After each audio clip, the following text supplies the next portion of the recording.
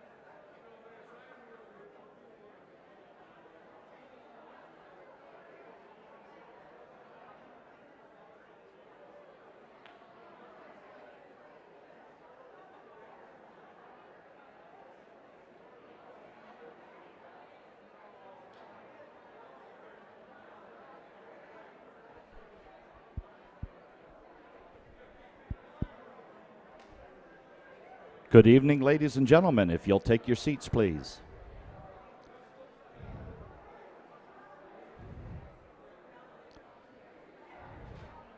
Welcome to the 2016 Dakota Wesleyan University Annual Legacy Banquet.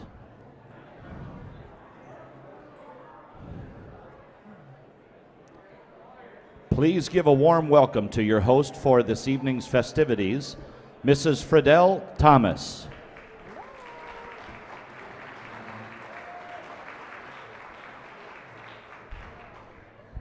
Hello, everybody. How are you this fine evening in South Dakota? Hopefully doing well. Did you hear my South Dakota? Well, good evening, you guys, and welcome to this year's Legacy Banquet. It is absolutely an honor to be here. I attended my first one last year, so I kind of know what's going on a little bit, and I know how awesome it is to come around and just learn more about the incredible people in this room that make my job possible. So I should introduce myself. I'm Friedel Thomas. I'm the Dean of Admissions here at Dakota Wesleyan. So I work with prospective students and families to talk to them about DW and see if it's the right choice for them. I've been here almost 4 years now. I started as sorry, is this a little loud or is it okay? It's okay. I started as the director of the Kelly Center for Entrepreneurship, so I was a professor for a couple of years, and then I moved into the admissions department. As a mom of 4 children, my husband and I often think about legacy and the kind of legacy that we want to leave for our children. And so as I was telling them about this evening, I should mention they're 9, 7, 5, and 2. As I was telling them I'm going to go to the legacy banquet, they said, "What is that?" And I said, "Well, do you know what legacy means?" They said, No. My 5-year-old was like, "Never heard of this." I said, "Well, what do you think it means?" And my 9-year-old said, "Is it how much money you pay for a leg?" And I'm like, she thinks we're all coming here to eat chicken legs. That's what she thinks is going on tonight. Well, that is not at all what tonight is about. Not chicken legs, but I'll maybe tell them that is what it is about. Well, I was encouraged, though, because it means I have a little bit more time to develop the whole legacy thing, because they don't even know what it is yet. So, as you know, this night is a time for us to come together, honor and recognize some very deserving alumni doing amazing things all across the globe. And we offer our sincere thanks to our many alumni and friends who annually support the mission of the university, and also those who this year have reached various giving levels through their generous gifts. It has been quite a year at DWU, and I love being here for all of this. If you haven't noticed, the Sports and Wellness Complex on the south side of campus is in full operation, which is wonderful for my job, folks. Wonderful thing for that. I'm sure you can imagine the impact that it's had on our student experience, as well as just the faculty, staff, and community that get to use it. Thank you to those of you in this room that have made that possible. Just yesterday, we broke ground on the Welcome Center and Theater addition to the Dakota Discovery Museum. Well, kind of. We did it indoors, but that worked out okay. The plan includes space dedicated to the theater department with a multi-purpose black box theater, including dressing rooms and offices. Within this project is planned a welcome center for the university that complements the museum and tells the story of the university's connection to the region and its history. Another thing that is going to help me do my job this year, so that's fantastic. Finally, Dakota Wesleyan announced that the enrollment for the 2016 fall semester is the highest in university history. Much to celebrate.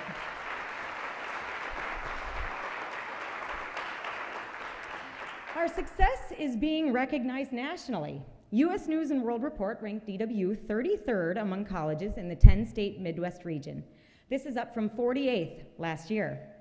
Forbes, they recognized DW in late July as an institution of fiscal responsibility and a best buy for students.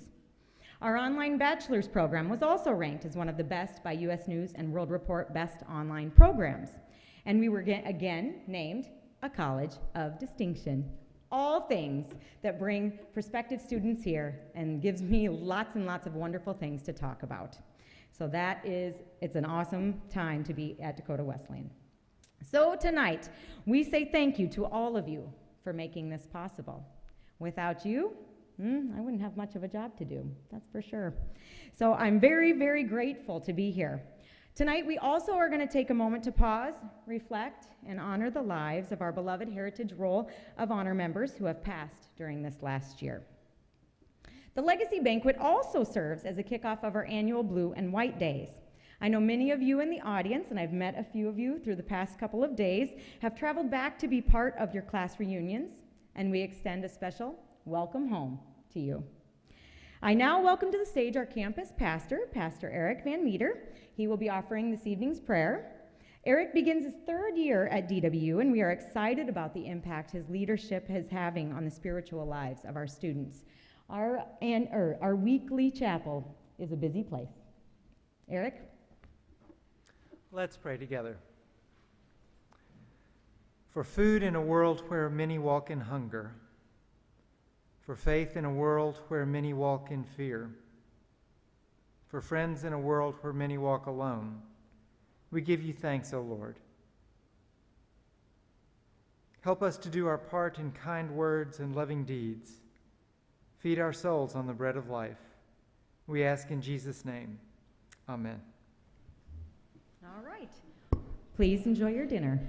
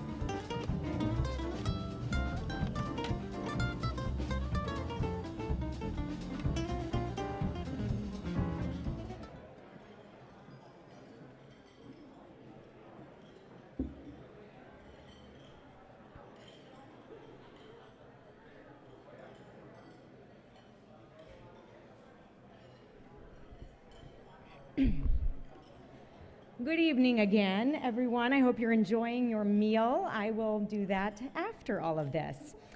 Please feel free to continue dining as we begin this evening's program. As with any event of this nature, it takes a team, and tonight is no exception. Please join me in thanking the entire Aramark staff for the delicious dinner.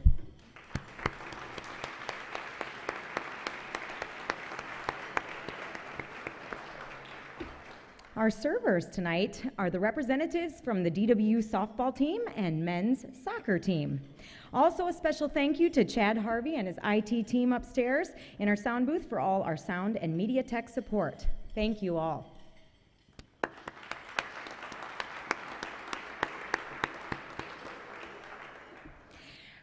So many individuals and groups are vital to the success of the university. I'm going to ask different groups of folks to stand as you're recognized, and please hold your applause until all groups have been recognized. First, our Board of Trustees. These individuals choose to invest in, guide, direct, and lead the university. We are grateful for your service, so if you are a current or past member of the Board of Trustees, please stand.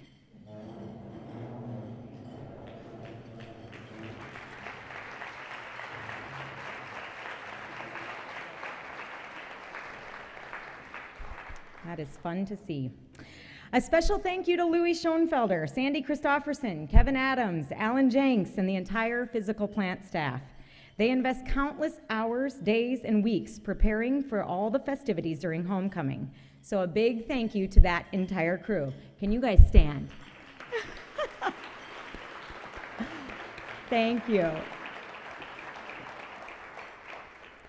DW has always modeled a family atmosphere, and our faculty and staff truly care about the students and their success. All faculty and staff that are present, would you please stand and be recognized?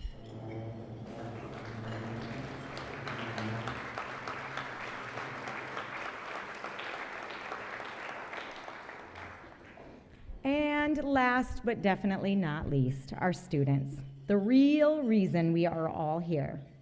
Some of you were lucky to have a student representative at your table tonight. Students, if you would, will you please stand and let us recognize and thank you?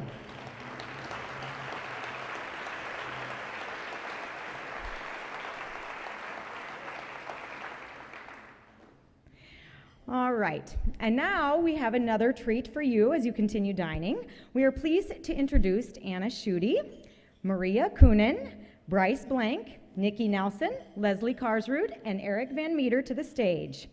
Often you'll find a lot of these folks leading us in our Thursday chapels.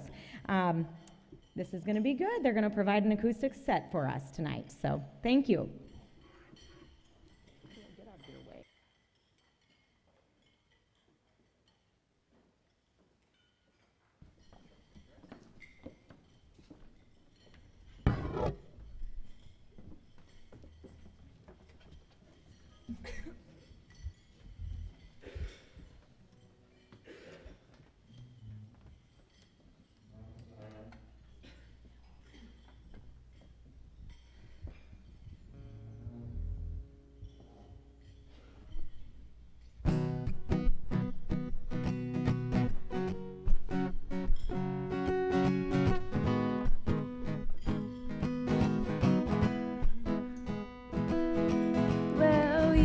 Done me and you better felt it. I tried to reach out, but you're so hot that I melted. I fell right through the cracks, and now I'm trying to get back.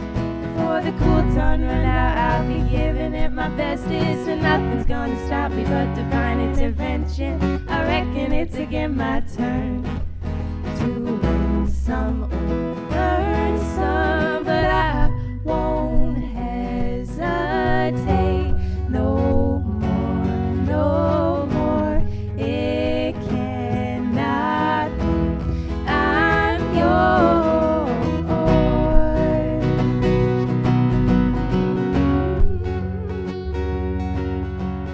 Hey, hey,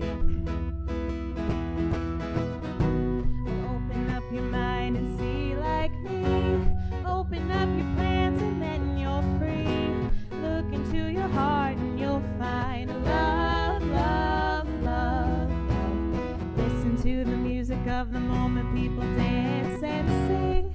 We're just one big family, and it's our God-given right to be loved, loved, loved, loved, loved. So I won't hesitate no more, no more. It cannot wait. I'm sure there's no need to complicate. Our time is short. This is our fate. I'm yours.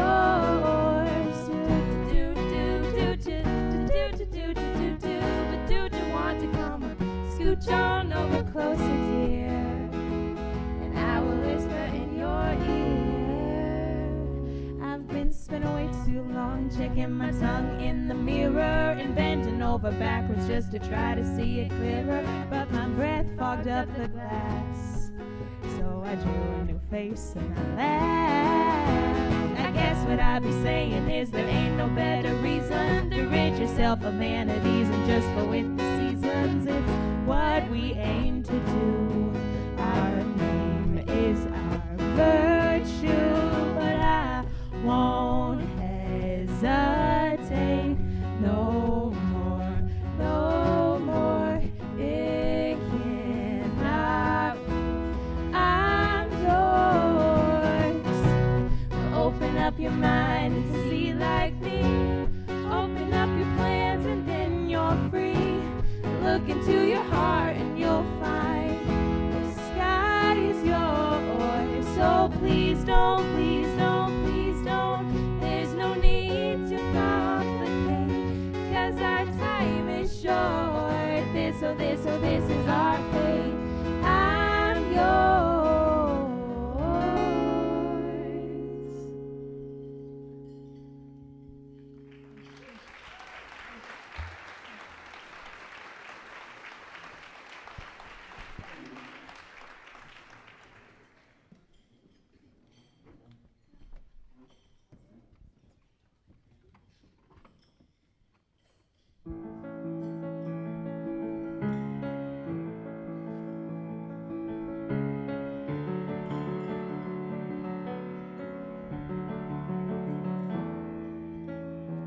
Standing here in your presence, in a grace so relentless, I am won by perfect love, wrapped within the arms of heaven, in a peace that lasts forever, sinking deep in mercy. See, I'm wide awake, drawing close, stirred by grace, and all my heart is yours.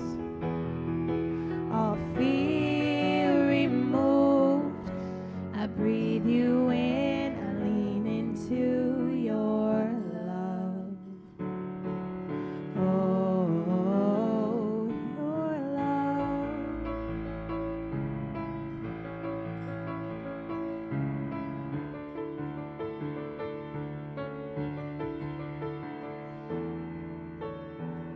When I'm lost, you pursue me. Lift my head to see your glory, Lord of all. So beautiful. Here in you I find shelter, captivated by the splendor of your face. My secret place, I'm wide awake, drawing close, stirred by grace, and all my heart is yours. All fear removed, I breathe you in, I lean into your love. Oh, your love.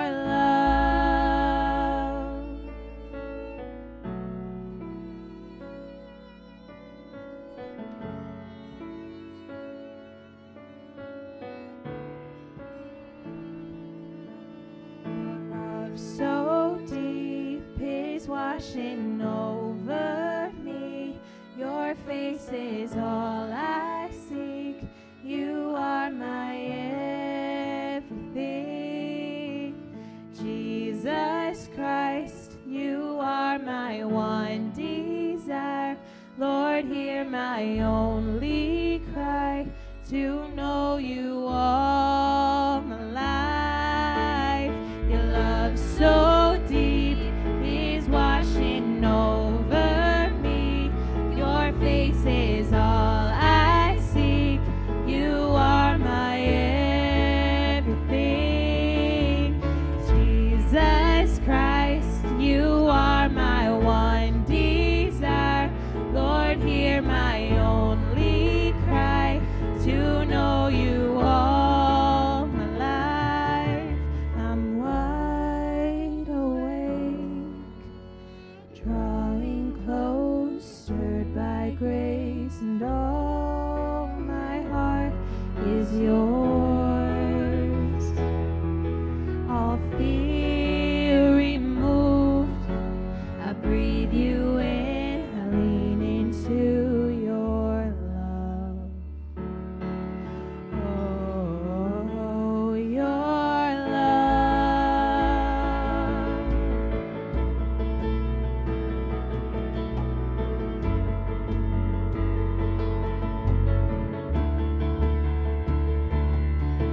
Your love so deep is washing over me. Your face is all I seek. You are my everything. Jesus Christ, you are my one desire. Lord, hear my only cry, to know you all my life. Your love so deep is washing over me. Your face is all I seek. You are my everything. Jesus Christ, you are my one desire. Lord, hear my only cry, to know you all my life. Your love so deep is washing over me. Your face is all I seek. You are my everything. Jesus Christ, you are my one desire.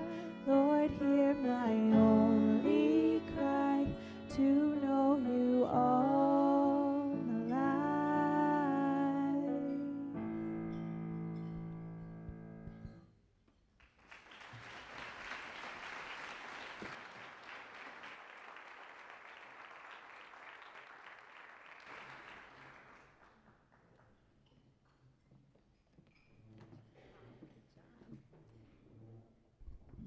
Is this somebody's wedding ring? Do you want that pack, Pastor Eric? Oh my goodness. It's a long story. Okay. What beautiful, talented people. Oh, I just absolutely love working here, you know? That is just beautiful evidence of worship and God's presence in this place. All right. Next, I am going to introduce you to another fantastic student here at DWU. His name is Ralph Helmuth. Ralph, come on up. I know it's going to take you just a couple of seconds here. So, Ralph is a sophomore from Alexandria, South Dakota, studying biochemistry. I think right here is where we're coming. Ralph is a true leader and has quickly gotten involved in numerous campus activities. He serves as secretary of the University Senate Executive Team, is a member of the McGovern Engagement Group, and is involved with the Science Club Chaos. Ralph also serves on the advisory committee for the Pre-Med Club and still finds time to sing in all the university choirs. In his spare time, as if he had any, he enjoys hunting, hockey, and volleyball. Ralph is the son of Vernon and Miriam Helmuth, and Miriam is here in the audience tonight. Thank you for sharing your son with us. Thank you very much. Ralph is going to speak with you about his student experience.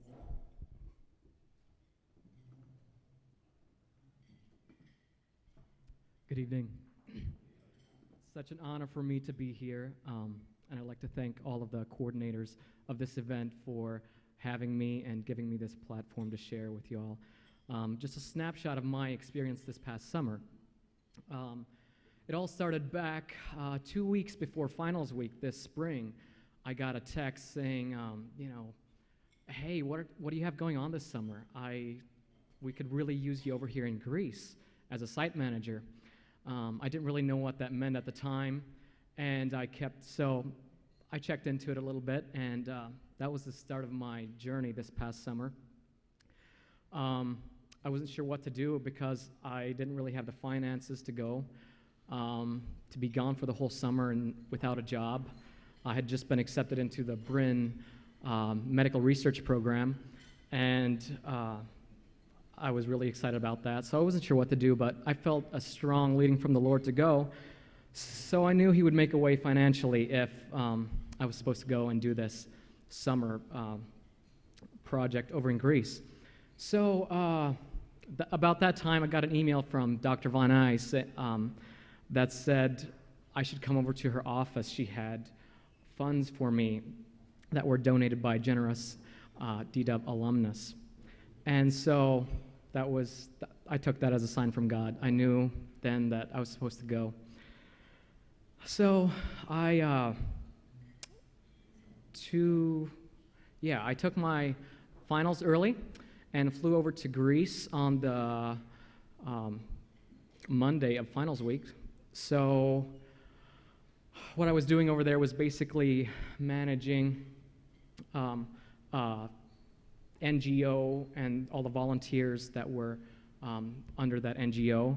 I was with Eurorelief, and they were responsible for housing and clothing all of the approximately 3,000 people in Camp Moria over on the island of Lesbos, Greece. So I flew over there the next day. I was thrown into the thick of things. It was a little bit of a shock, but it was good for me. I had a couple days of training overlappage, and then I started managing. When I was on shift, I was in charge of managing all of the volunteers and making sure everything was going well. Everybody was being clothed, and everybody had a place to sleep, which could be challenging at times.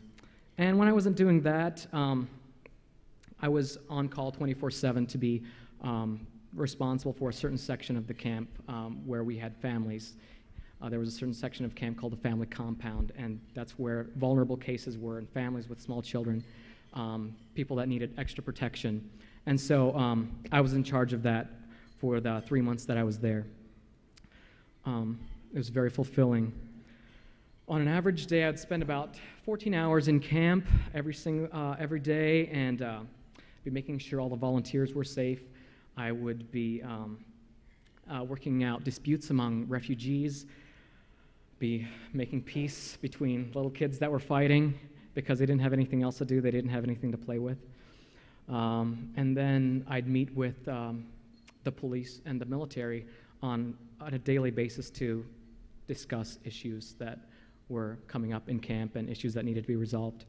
So that's kind of what a regular day looked like. When I had free time in between those activities, I would spend one-on-one time with individuals and cultivating relationships with the refugees, especially the leaders of the different nationalities that were represented there, and that was extremely fulfilling.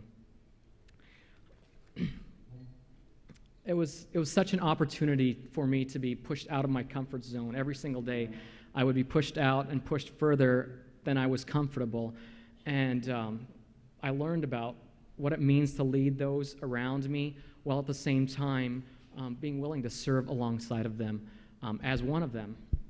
And so that was an amazing part of being there, is just learning how to lead, how to be a better leader than I was when I got there. There were plenty of fights, plenty of riots and dangerous situations, but they all pale in comparison to the incredible relationships that I made while I was over there. I formed incredible relationships with so many people, and deep, impactful relationships that will never leave me the same. There's certain moments that were especially impactful to me while I was over there, sitting outside of camp with my friend Barum as he told me his story about how he watched his whole family being blown up in the street in front of his eyes, and seeing the pain in his heart as he recounted that to me. Or sitting with my friend Mahmoud into the wee hours of the morning as he told me about his pregnant wife and 2 kids that he left in Afghanistan as he searched for a better life. Or that moment when a 6-year-old Syrian boy told me to come over and sit beside him and ask me questions that no 6-year-old kid should ever have to ask. When will there be peace again? When can we go home again? Why do people do bad things to other people? Times like these caused me to reevaluate life and gave me a perspective on life that will never leave me the same. They taught me how to look past the surface of an individual and really see the need inside of their soul, really see what they're actually lacking, not just all the exterior things that we so often see. This past summer has changed me in more ways than I'll ever know. And I know it wouldn't have been possible without the amazing support I received from everyone at Dakota Wesleyan. The core values that Dakota Wesleyan is built upon and are ingrained into its students couldn't have equipped me better for my summer in Greece. I want to thank all of you for your contribution to the furtherance of these values and leading us students with a vision to be leaders wherever we're at. I'd also like to specifically thank Mr. John Grenager for his financial assistance in making this trip possible. My experience at Dakota Wesleyan has been amazing, and I look forward to the coming years. Thank you so much.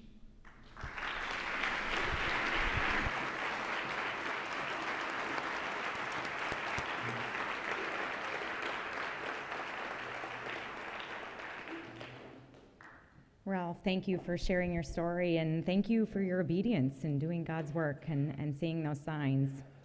Thank you. Okay, and since we are on the topic of students, I just want to share a bit about the makeup of our student body this year.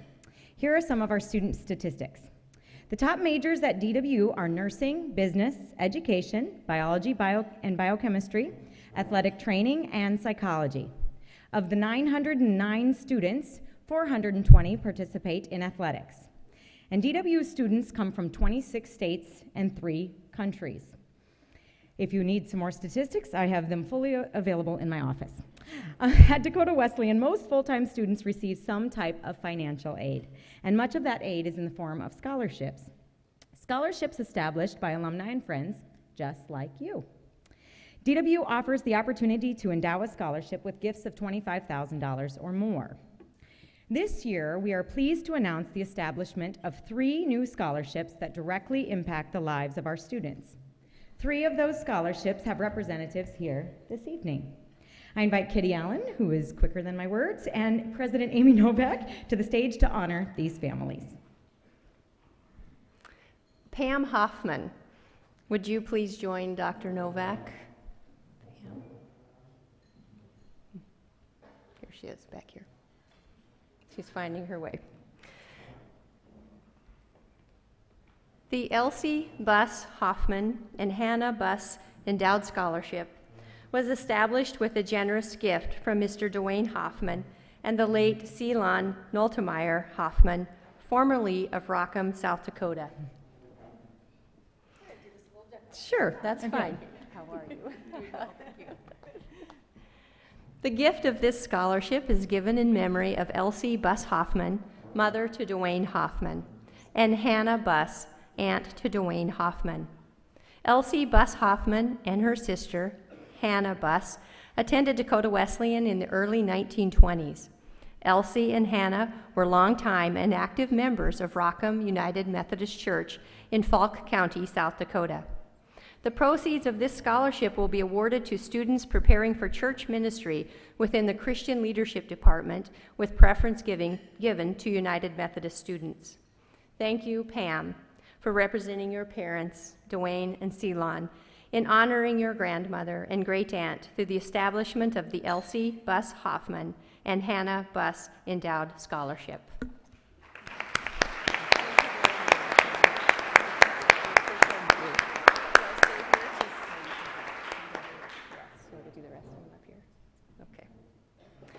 Kelby, Joey, Callan, and Avery Herman, would you please join us on stage?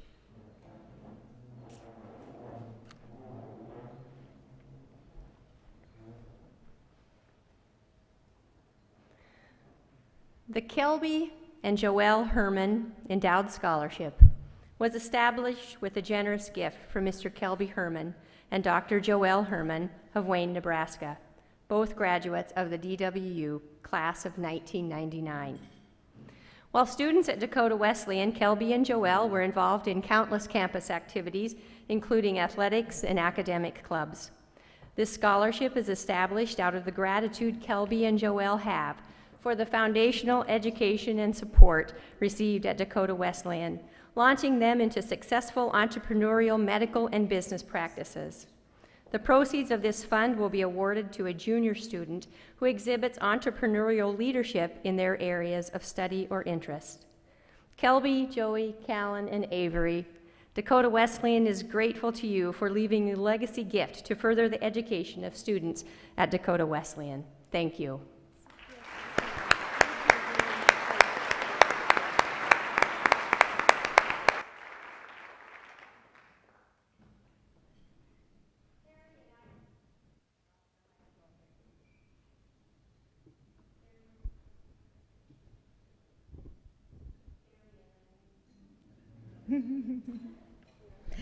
I have it over here. Perry and Eileen, here we go.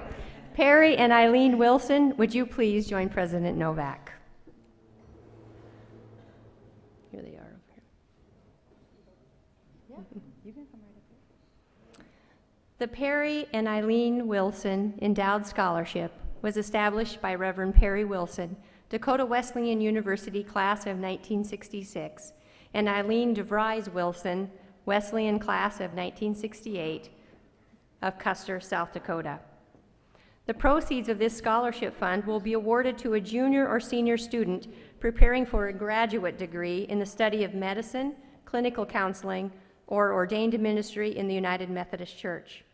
This scholarship will be awarded to those students exhibiting strong potential for service and academic excellence.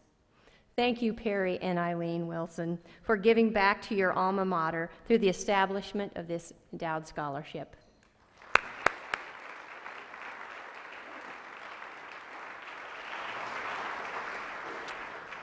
A very special thank you to these families, but also to everyone in the audience who contributes and supports either an annual or endowed scholarship.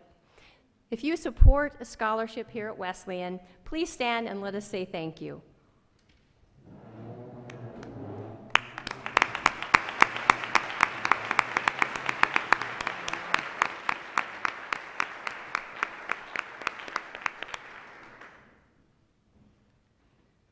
John Wesley Society members are alumni and friends who contribute $1,000 or more each year to the Wesleyan Fund, the university's annual scholarship fund. The foundational support primarily provides for unrestricted scholarships. I am pleased to report that this past fiscal year, we celebrated 222 alumni and friends who supported the Wesleyan Fund, which includes 40 new members. Several of these new members are with us tonight. I invite you to please stand and remain standing, and please hold your applause until everyone has been recognized. Dave and Luann Backlund from Mitchell, South Dakota. Doug Backlund from Mitchell. Jim and Roxy Follett of Baldwin Park, California. Emily and Rick George from Woonsocket. George and Deb Cooler from Huron. Chuck and Christine Macheski from Mitchell. Doneen McKay, Burnsville, Minnesota. Earl and Rowena Nebelseck from Mitchell. Terry and Diana Nebelseck from Huron. Diane and George Sandoff from Parkston. Sioux Falls First United Methodist Church, from Sioux Falls, Reverend Bob Rudebush. And now I ask, thank you, appreciate all of your gifts.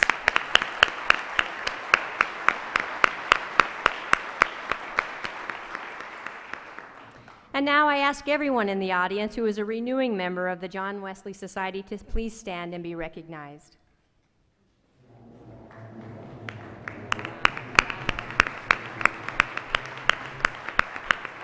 Ladies and gentlemen, this is an impressive group. Thank you for your foundational support and annual giving to support scholarships at Dakota Wesleyan. All of the new 40 members that gave $1,000 gifts were matched by a generous gift from John and Luann Clark of Mitchell. This year, we are excited to announce the renewal of this matching gift. All new $1,000 Wesleyan Fund gifts in the 2016-17 academic year will be matched. If you are considering a gift to the Wesleyan Fund, then this is your year to double your impact. John and Luann are with us this evening. John and Luann, will you stand and let us thank you for the faithful and generous support of annual giving at Dakota Wesleyan University.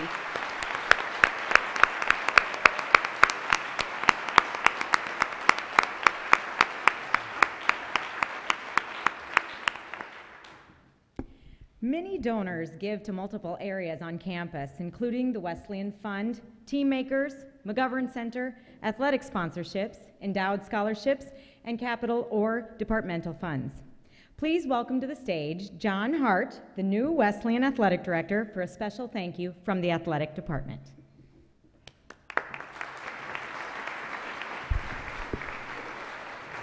Well, thanks, Friedel. Good evening, everybody. As always, you know, this is just a great event to be at, and a great event that we put on to honor all of our gifts, our donors, and our contributors. And on behalf of our athletic department, I just want to thank everybody for your continued support and contributions to our programs. It gives us the opportunities to do so much in regards to scholarships, equipment, apparel, uniforms, team trips, and our general operating budget. These contributions allow our coaches and our athletes to just have an unmatched and unprecedented opportunity and lasting experience. Our programs continue to be stable and growing in numbers, and we continue to set the bar nationally from an academic standpoint, from a character standpoint, and a performance standpoint. So all this doesn't happen by coincidence, obviously. And the recent success that you hear about and that we talk about at DWU from an athletic standpoint and from a university as a whole, it's a direct result of what this group in here does and countless others. So your contributions, like I said, they create so many opportunities for our staff and our students to just have an unprecedented experience at DWU, and that's what makes this place truly special. So we can't thank you enough. And as you know, our fall sports are in full swing right now, and we look forward to everything ahead. Hope to see you all at the football game tomorrow. It's kind of a clash of the Tigers. We're really looking forward to it. It's the national game of the week. That's our second national game of the week that we've hosted at Joe Quintal Field. We're really looking forward to it. Like I said, it's a clash of the Tigers, number 5 Doan and number 14 DWU. It'll be a great game to be at. Looking forward to it and everything ahead the rest of this weekend. Like I said, thank you so much for your constant support and contributions to athletics and this university as a whole. This is just a special night, special week. Once again, happy Blue and White Days, happy homecoming, everybody, and have a good weekend. Thank you.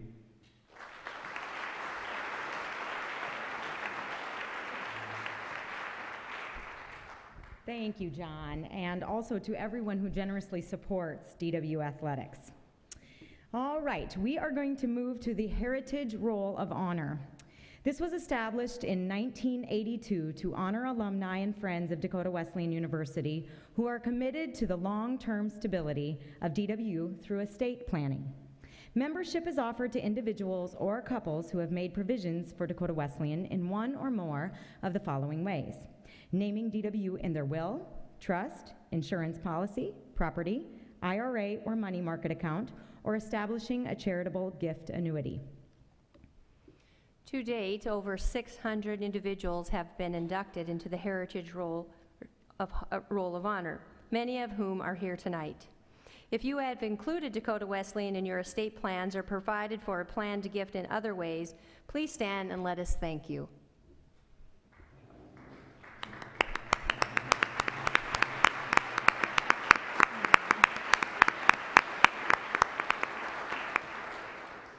We are excited to have two new inductees with us this evening. I invite Wendy Lamont and Jim Loomer to come forward and please join President Novak. Jim Loomer is the owner of Montgomery Furniture, a fourth-generation family-owned business that serves people of central and southeastern South Dakota, with its full line of furniture, home accessories, and flooring. In 2014, Montgomery was named the Family Business of the Year by the Mitchell Chamber. Jim is also a past member of our Board of Trustees. From the class of 1973, Wendy Lamont is an Aberdeen native, and both she and her brother Glenn attended Dakota Wesleyan. As an educator by profession, she is also mother to 3 children and loves doting on her grandchildren. She is now retired and resides in Sioux Falls. Wendy also served on the DWU Alumni Board. Grateful for their forward vision and commitment to Dakota Wesleyan's future through planned gift, we are pleased to officially welcome these individuals into the Heritage Roll of Honor.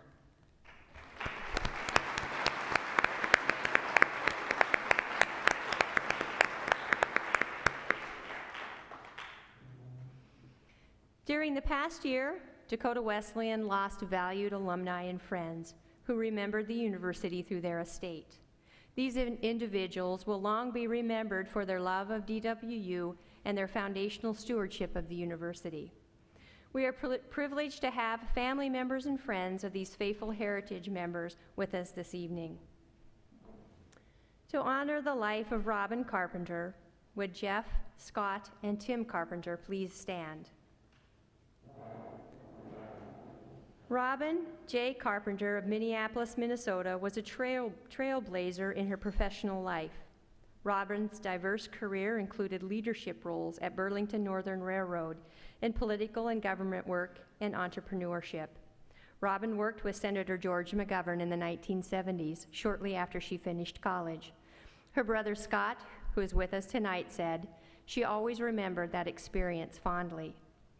A board member of the Women's Health Leadership Trust, Robin was also deeply involved in the Women Presidents Organization.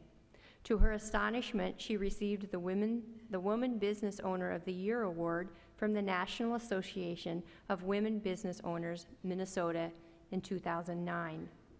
Robin was passionate about improving healthcare and was a gifted mentor to many, helping to inspire and propel leaders everywhere she went. Robin died unexpectedly on April 13, 2015. Out of appreciation for Senator George McGovern, Robin gifted a portion of her estate to the McGovern Center Programming Endowment. Thank you, Jeff, Scott, and Tim, for joining us this evening to celebrate the life of your sister, Robin Carpenter. Thank you.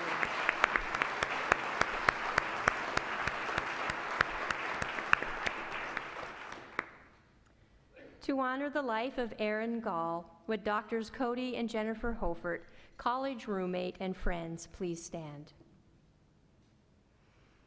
Aaron Gall was born March 29, 1977 in Morris, Minnesota. He grew up on the family farm, graduating from Hancock High School in 1995. He attended Dakota Wesleyan and graduated with a Bachelor of Arts in Business in 1999. Following graduation, he moved to Minneapolis, where he volunteered and coached men's basketball at Crown College. He also obtained his master's degree in athletic administration and worked in the athletic department at the University of Missouri. In 2013, Aaron discovered his true passion of working in agriculture and became a commodity marketing specialist. He enjoyed fishing and other outdoor activities, refereeing basketball games, helping in the fields on the family farm, and spending time with family and friends. He will be remembered for being a gentle and caring man who always thought of others first. In March of 2015, at the young age of 37, Aaron lost his battle with cancer. Dakota Wesleyan University is thankful for the life of Aaron Gall. And thank you, Cody and Jen, for representing the Gall family tonight.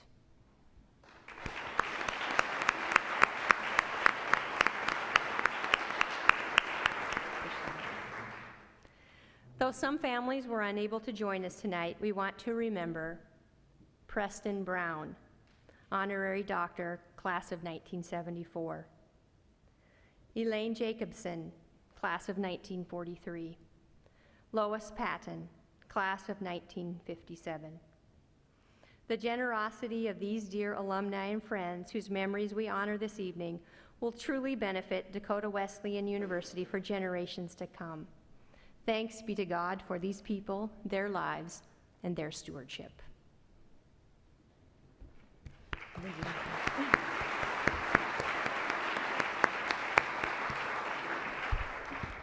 Such a legacy. We named this banquet correctly. Each year, Dakota Wesleyan recognizes and honors individuals and businesses who have supported the university over time and have reached cumulative giving levels. Dakota Wesleyan began electronically documenting gifts in 1986, so we use that date as the origin for our giving awards. And each summer, when we tabulate the fiscal year's cumulative giving levels, it is always exciting to see who we will honor this evening. First, the Scotchman Award. The Scotchman Award is a framed print displaying the words to the alma mater song, The Scotchman. It is given to contributors who have supported Dakota Wesleyan by gifting $10,000 or more. The community of Mitchell was incorporated in 1883, and just 2 years later, in April of 1885, the charter for Dakota Wesleyan was signed. Since the university's infancy, the community of Mitchell has embraced this institution. Business owners and community leaders and members recognized early on that a university in its midst provided for an educated society. Through times of challenge that included the fire of Merrill Memorial Hall in 1888, the Depression years of the 30s, when professors were paid in script, which is a type of coupon that Mitchell businesses honored, another major fire in 1955 when College Hall burned down. Through all of that, the Mitchell community stood in total support of this university. If you look through the decades of tumbleweed yearbooks, you will see pages and pages of business support through advertising. Businesses have opened their doors to our graduates and have provided students valuable experience through internships, service learning, and the unprecedented community support for our student athletes, which is a lot of fun. President Novak and Executive Vice President Teresa Creasy, will you please join me in presenting these awards? Good evening. Representing the long-standing partnership with the Mitchell Church and business community, we say thank you to the Scotchman Award recipients. We invite you to come forward. Fusion United Methodist Church of Mitchell. Fusion United Methodist Church of Mitchell, represented by Pastor Matt Morrison. Fusion began as a cooperative partnership between Dakota Wesleyan University Campus Ministry and the Dakota Conference of the United Methodist Church. The church is attended by students, faculty, staff, and community members and meets weekly on this campus. We are so excited to present the Scotchman Award to some of our very own Dakota Wesleyan sons and daughters.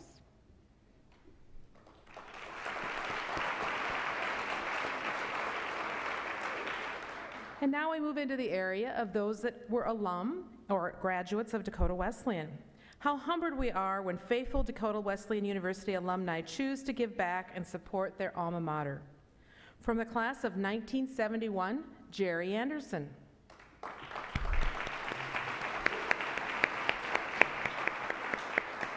Jerry is from Hurst, Texas, and is back this weekend to celebrate his 45th class reunion. Jerry recently retired from 40 years of service with the United States federal government. He served in the U.S. Navy in both active duty and civil service, and most recently with the TSA at the Dallas-Fort Worth International Airport. Thank you, Jerry.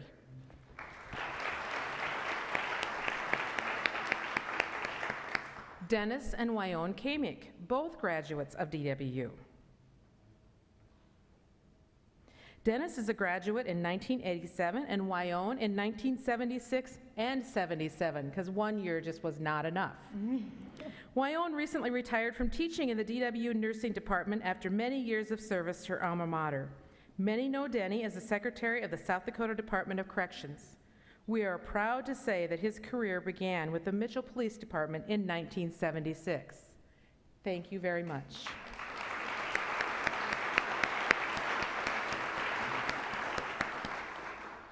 Julie Nelson Powers. Julie is from the DW class of 1980 and is Senior Vice President of Business Development of American Bank and Trust in Sioux Falls. She is an active volunteer with several nonprofit organizations and received the 2013 Volunteer of the Year Award from the Sioux Falls Chamber of Commerce. Julie is a member of the Dakota Wesleyan Board of Trustees. Thank you, Julie.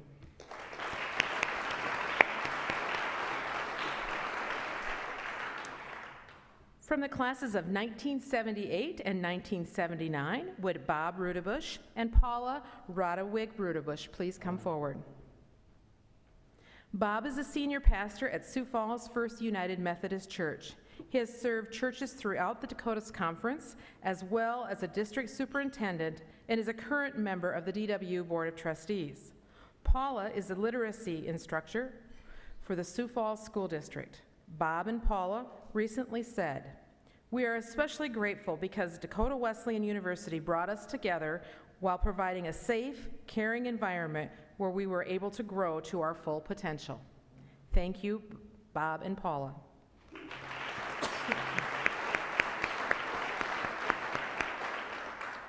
Bruce Weinkoop, class of 1971. Bruce is a retired police sergeant from the St. Paul Police Department, where he served for 33 years. He is an avid bicyclist and was in the 2010 rode the Trans-American Bicycle Trail from Virginia to Oregon in the amount of 4,250 miles. Bruce supports an annual scholarship for criminal justice majors. He lives in Shoreville, Minnesota. Thank you, Bruce.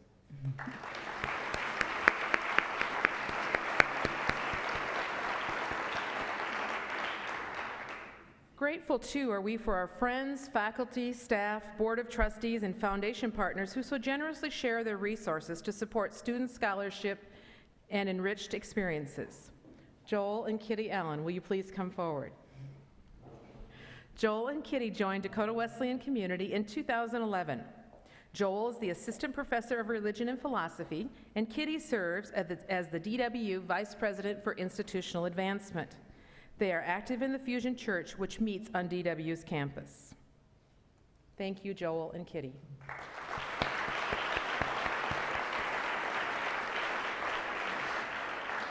Many of you in the audience this evening are past recipients of the Scotchman Award. I invite you to stand at this time and be recognized.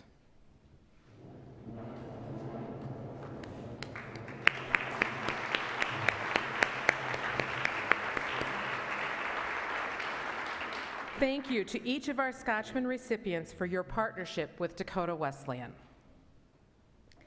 All right. Next, we will move to the Tumbleweed Award.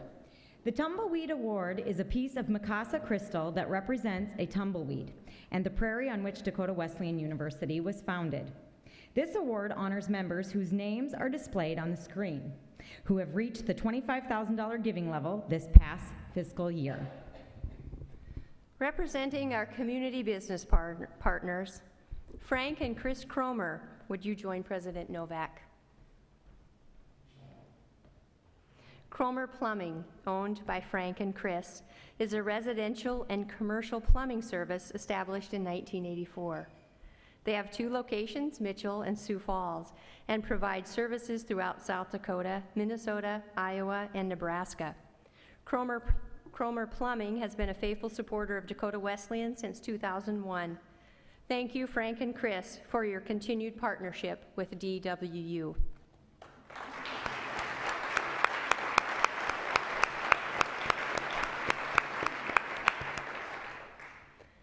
Dakota Wesleyan's esteemed alumni who have reached the tumbleweed giving level this year. Kelby and Joelle Herman, we welcome you to the front again. Kelby and Joelle from Wayne, Nebraska are both graduates of the class of 1999. They are grateful for the foundational education and support received at Dakota Wesleyan, launching them into successful business and entrepreneurial careers. Thank you, Joelle and Kelby.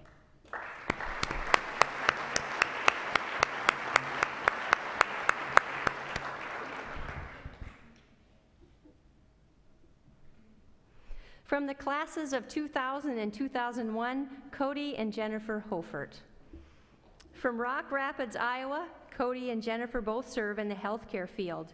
Cody opened Lynn Chiropractic Clinic in Rock Rapids in 2004 and later expanded, opening multiple clinics in northwest Iowa and southwest Minnesota. Jennifer is a physical therapist with the Sanford Hospital in Laverne, Minnesota. She currently supervises 30 employees providing rehabilitation services. Cody and Jennifer were the recipients of the 2012 Distinguished Alumni Award. Thank you, Cody and Jennifer.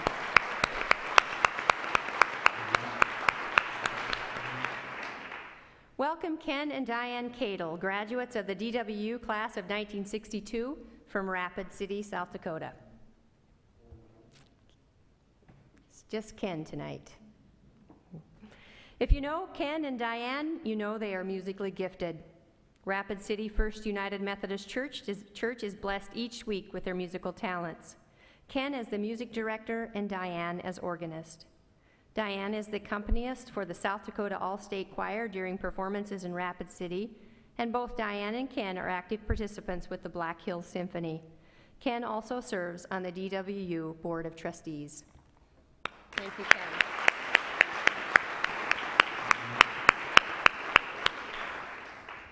Doneen McKay, would you come forward?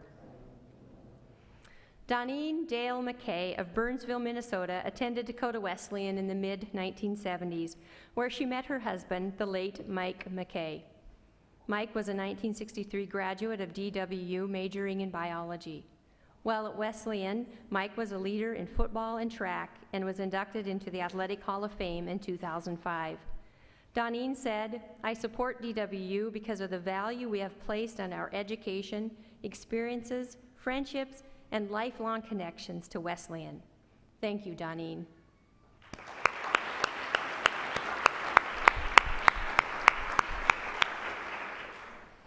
Gary and Isla Mebius, DWU graduates of 1970 and 1969.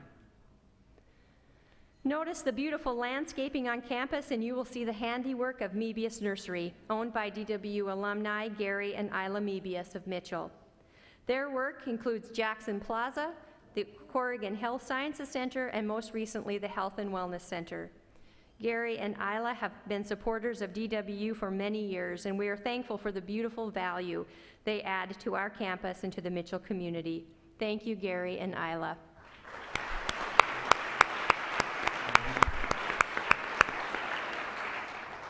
Welcome again, Perry and Eileen Wilson.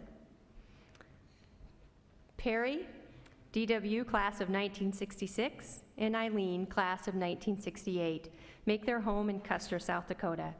Perry is retired from pastoral ministry in the Dakotas Conference of the United Methodist Church. They recently established an endowed scholarship to benefit DWU students preparing for graduate education. Thank you, Perry and Eileen.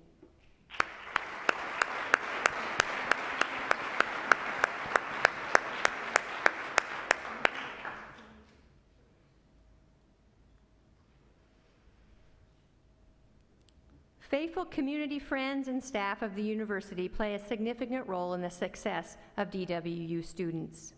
Teresa and Rick Creasy, please join President Novak. Teresa and Rick are no strangers to Dakota Wesleyan or to the Mitchell community. Teresa serves DWU as the Executive Vice President overseeing business affairs, admissions, physical plant, and information technology. She is indeed a busy woman. If Rick is not fishing, and maybe that's where he is tonight, you will find him at Mitchell Technical Institute.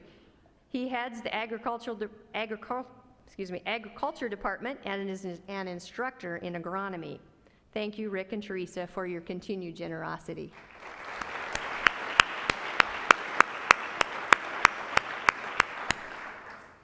For this next award, I'd like to invite the Chairman of the Board of Trustees, Brad Pratt, to the front. Amy and Ken Novak of Mitchell. We all know Amy as president of the university. Her Twitter account @PresidentNovak defines her as a mom of 8, president of DW, outdoor enthusiast, quilter, and avid reader. When do you have time to quilt, Amy? Ken has no trouble keeping up with the busyness of the Novak family life. Ken coaches the Mitchell Colonel boys soccer team, teaches classes at DW, and leads religious education classes at his church. He recently completed certification in healing touch therapy. Thank you, Amy and Ken, for your leadership at DW and in Mitchell.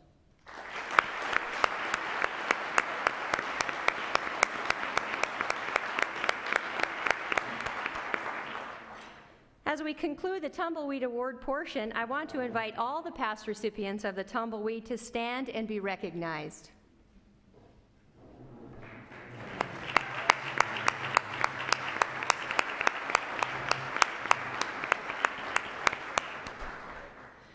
Thank you to each of you for your faithful and generous contributions to DWU. Next, we're going to talk about our President's Award. The President's Award honors members whose names are displayed on the screen who have reached the $50,000 giving level this past fiscal year. The bronze medallion is a replica of the one the president of Dakota Wesleyan University wears at all university events requiring academic regalia.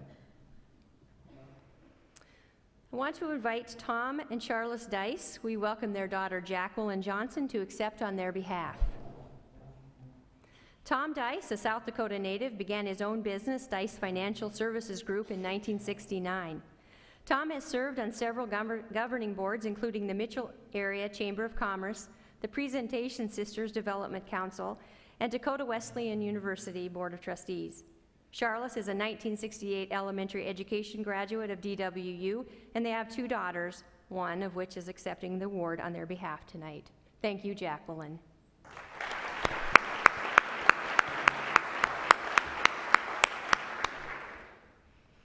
John Jakeway and Linda Krupinski, will you join President Novak? Reverend John Jakeway served as United Methodist pastor in the Dakotas Conference for 34 years, retiring in 1996. John is a 1959 graduate of DWU, and their children, 3 of their children, are alum as well. Dr. Linda Krupinski attended DWU intermittently between 1968 and 1971. Her professional specialization is public health nursing, and she's held a variety of positions in nursing, the longest of which was 24 years in the College of Nursing at SDSU, retiring in 2011. John served as a trustee of DWU during the 60s and 70s. Linda is currently a member of the Board of Trustees. Thank you, John and Linda.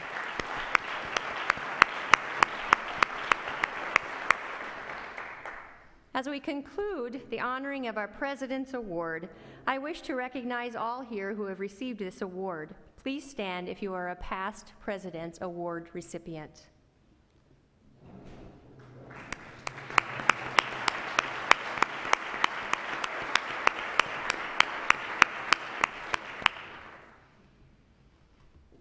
Next, we will move to the Sacrifice or Service Award. It is presented to donors who have contributed gifts totaling $100,000 or more to Dakota Wesleyan University. The lucite structure is inset with a hand drawing of one pillar from the campus gateway depicting the university motto, Sacrifice or Service. We'll begin by recognizing Rita Hyack of Tyndall, South Dakota.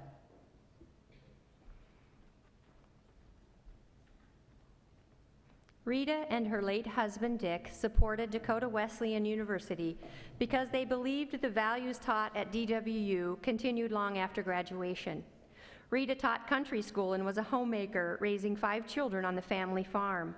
She has been a faithful member of the Tyndall United Methodist Church for over 50 years, where she served in many leadership positions, including Vice President of the United Methodist Women. Rita is a past recipient of the Bon County Homemaker of the Year Award. Rita is proud of her youngest daughter, Jackie Hyack Davis, who's here tonight, class of 1991. Thank you, Rita, for over 20 years of generosity to Dakota Wesleyan.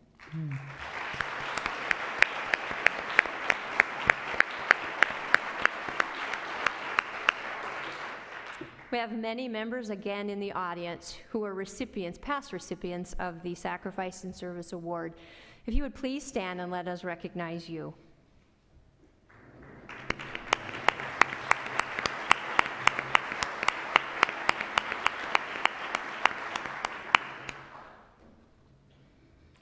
Our final giving award of the evening, the John Wesley Award, is given for cumulative gifts of $1 million or more. These inspirational and challenging words are attributed to John Wesley, founder of the Methodist movement.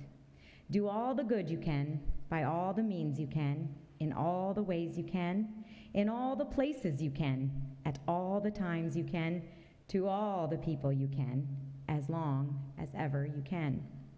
Recipients of the John Wesley Award exhibit a unique spirit of generosity and sacrifice. Would Roger and Vicki Music please join President Novak? Roger and Vicki have been proud supporters of Dakota Wesleyan University for many years. Roger is the founder and CEO of Innovative Systems.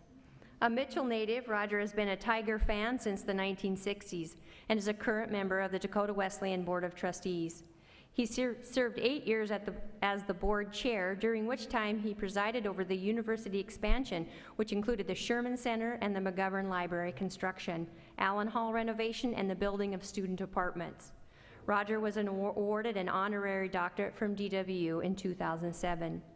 He supports the Teamakers Boosters Club and was inducted into the Athletic Hall of Fame in 2013. Vicki worked as a secretary for Randall's Food and Daily Republic. The couple's past community involvement includes the Chamber of Commerce, the Methodist Hospital, Avera Queen of Peace, and Vision 2000. DWU is grateful for the music's generous support of the university and are proud to present them with the John Wesley Award. Thank you, Vicki and Roger.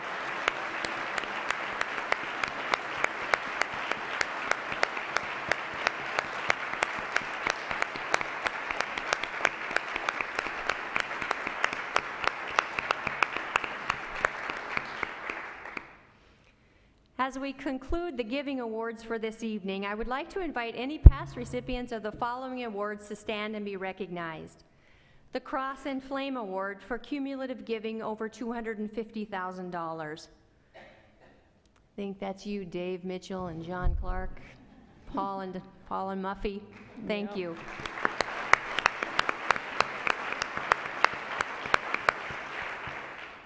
The Graham Award for giving over $500,000. Ron and Sheila, I think that's you guys too.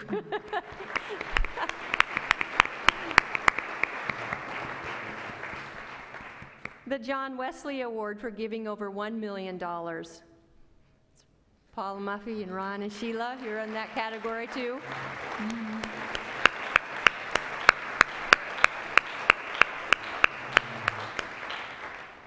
And finally, the Visionary Award for giving over $7.5 million to Dakota Wesleyan. Paul and Muffy Kristen.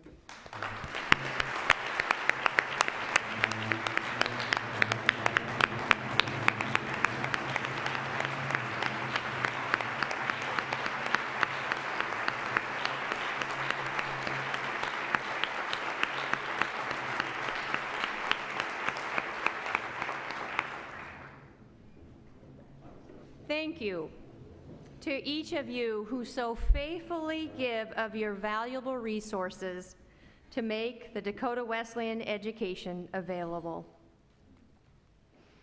And now, to introduce the President's Circle and Distinguished Alumni Awards, please welcome to the stage the 20th President of Dakota Wesleyan University, Dr. Amy Novak.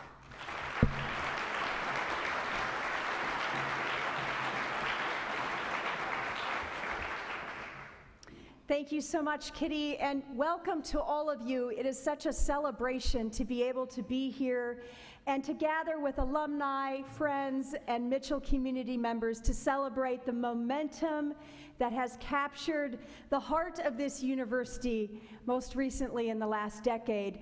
But even again yesterday, as we broke ground on another facility in large support thanks to Sheila and Ron Gates, we will be opening, hopefully by the time you're back next year, or maybe at least you'll see the major part of it, the project completed, a new theater that will be attached to the Dakota Discovery Museum, giving a place for the fine arts to flourish on our campus. It is my distinct pleasure this night to announce a new giving circle at Dakota Wesleyan. We have had such wonderful support from so many donors, alumni, and friends that we are inaugurating the President's Circle. This is a way for others to recognize those of you who contribute at the $1,000 level or higher to any part of the university, whether it be in athletics or the McGovern Center, or whether it's to the John Wesley Society through the Wesleyan Fund. And we're very excited about this group. We'll be communicating with you throughout the year, offering you various perks, if you will, as members of this group that has made a true commitment to our students and to the future of this institution. We appreciate how this particular giving honors our values of learning, leadership, faith, and service. As I travel the country, I have the opportunity to meet Dakota Wesleyan University alumni in literally every corner. I'm always shocked as I'm sitting in an airport and I happen upon an individual, and somehow it gets back to Wesleyan. And that is a very special honor indeed for me. I love hearing their stories, how they came to Dakota Wesleyan, where their lives have taken them since they've graduated. But perhaps most importantly, what they gleaned from the educational experience and how they're now using that to serve humankind. I know we have many alumni in the audience this evening, and if you are a Dakota Wesleyan alumni or attended DW, I'd like you to please stand so that we can recognize those of you who truly bleed blue. Can you please stand?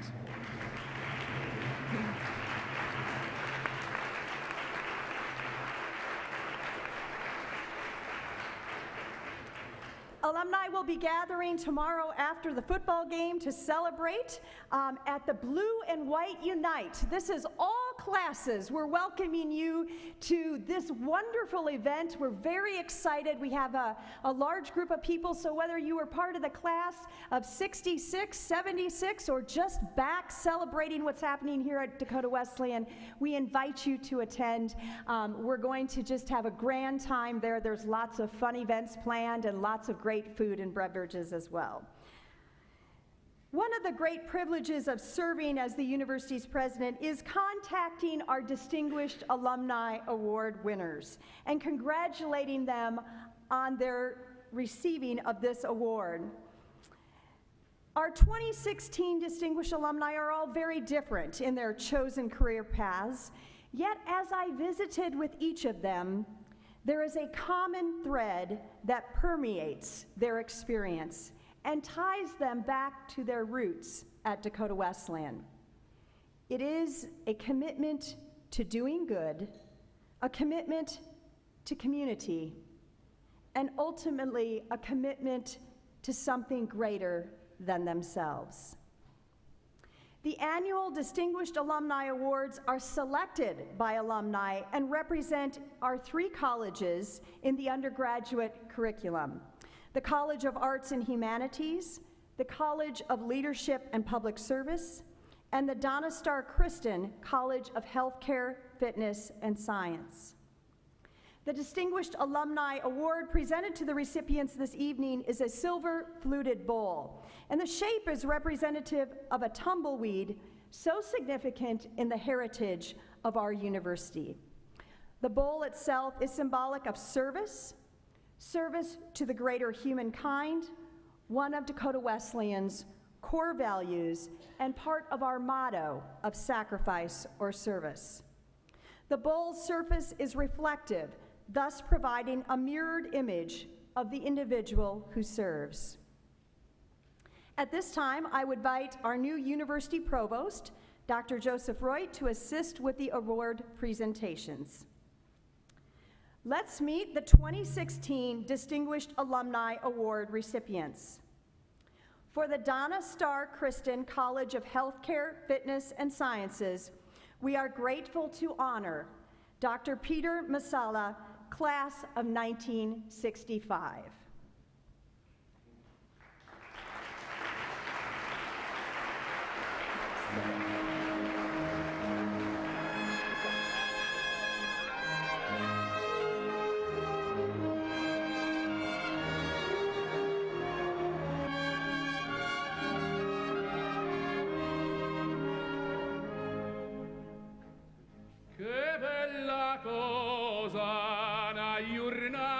Sole, un'aria serena dopo una tempesta, per aria fresca pareggia una festa. Che bella cosa una giornata e sole. Oh, nato sole di un bell'ainà, oh sole mio, stai di fronte a te, oh sole mio, stai di fronte a te, stai di fronte a te.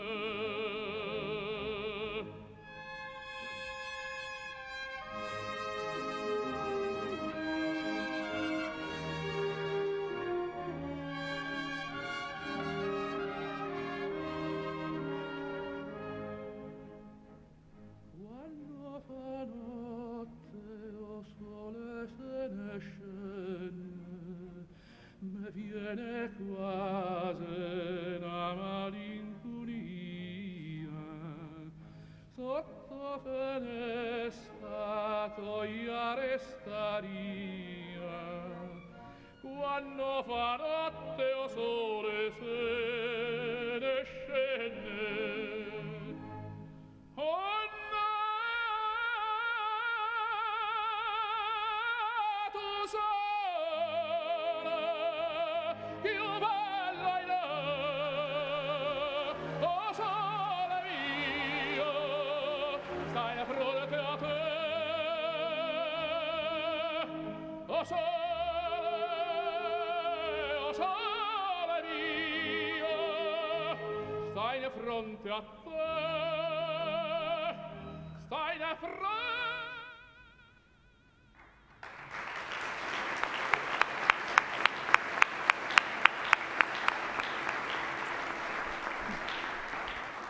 Dr. Peter Masala represents a model of servant leadership and a commitment to serving the common good. Born in the Bronx and attended New York City public schools, he found his way to Dakota Wesleyan as one of Pops Harrison's recruits from the early 1960s. His acceptance to Dakota Wesleyan meant so much to him that 55 years later, he still has the letter of acceptance dated May of 1961. Peter graduated from DWU in 1965 with a major in biology, and following graduation, he returned to the East Coast, where he conducted postgraduate work at Long Island University. In 1967, he attended the University of Bologna in northern Italy, where he received his medical degree in 1972. He returned to the States and interned at New Rochelle Hospital in New York and completed his residency at Metropolitan Hospital in New York City. In 1977, he became an attending physician at Metropolitan Hospital and was appointed to the faculty of New York Medical College. He became very involved in Covenant House, an adolescent shelter, and Metropolitan Hospital's Youth Health Services in East Harlem. It was during this time he established the first adolescent inpatient service and clinic at Lincoln Hospital Center in the South Bronx and ran an adolescent clinic at Lenox Hill Hospital in Manhattan. He was later recruited to start the first pediatric and neonatal inpatient unit at St. Barnabas and Union Hospitals. He served as the chief of pediatrics at St. Barnabas and as president of the medical board at Union Hospital. In 1990, he opened a private pediatric office near his childhood home, where he still serves the children of the Bronx today. In 2001, he became a consultant working with teenagers in residential treatment centers, which led to a position with Woodfield Detention Center in Valhalla, New York, providing medical care to arrested youth ages 11 to 16. 15 years later, he still travels to Valhalla 3 mornings a week to provide care. In addition to his medical practice, Peter has taught primary care medicine for 4 decades to first-year medical students for the New York Medical College, and he provides pediatric training to nurses who are completing their nurse practitioner's degrees. Peter has been a part of several significant medical cases.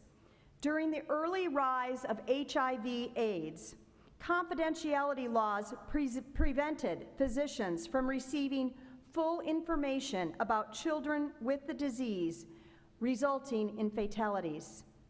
He worked tirelessly, leading the charge to overturn the law so children who tested positive for HIV could receive immediate and appropriate care. At Lincoln Hospital in the mid-1980s, he admitted a patient for acute respiratory distress. It was discovered that the patient was smoking crack. Peter began research on its neurological effect on newborns born to crack-addicted mothers, initiating an entirely new field of research relating to youth addicted to street drugs. Dr. Peter Masella's service to humankind has stretched far beyond providing medical care to his patients. He has been a leader in the fight against teenage prostitution and youth drug use in the heart of New York City. Peter and his wife, Elsie, have 1 adult son, Peter, who has also joined us tonight. Peter, you represent an exceptional model of Dakota Wesleyan University's values of learning, leadership, faith, and service. Your fearless and bold commitment to these values inspires all of us. Friends, please join me in congratulating Dr. Peter Masella as the 2016 Distinguished Alumni Award recipient from the Donna Starr Christian College of Healthcare, Fitness, and Sciences.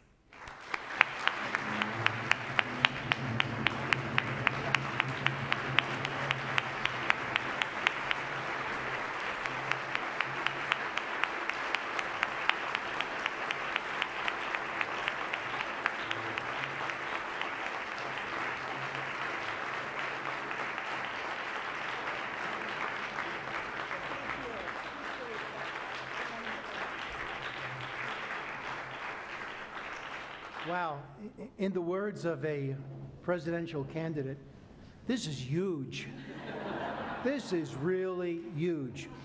Whoever would think that a kid at 18 years of age leaving the Bronx, New York, would wind up in Mitchell, South Dakota? You can't write this, you can't make that up, but it really did happen.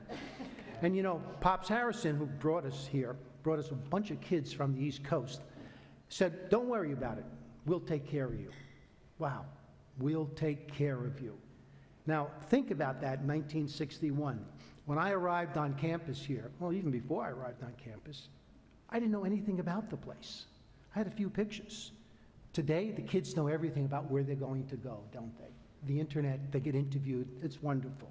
We knew nothing in those days, but we had faith that we were doing the right thing. And boy, did that turn out to be true. I can't even begin to explain to you how it felt as an 18-year-old from New York City, living in the Bronx, coming here. I was a pioneer in my family, and I wound up in a pioneering state. Think about that. That didn't happen too often in those days, but it was an unbelievable experience. I remember after 6 months coming home, my parents said, "Do you want to transfer now back to New York City?" I said, "No, I'm staying there." And I stayed for the entire 4 years.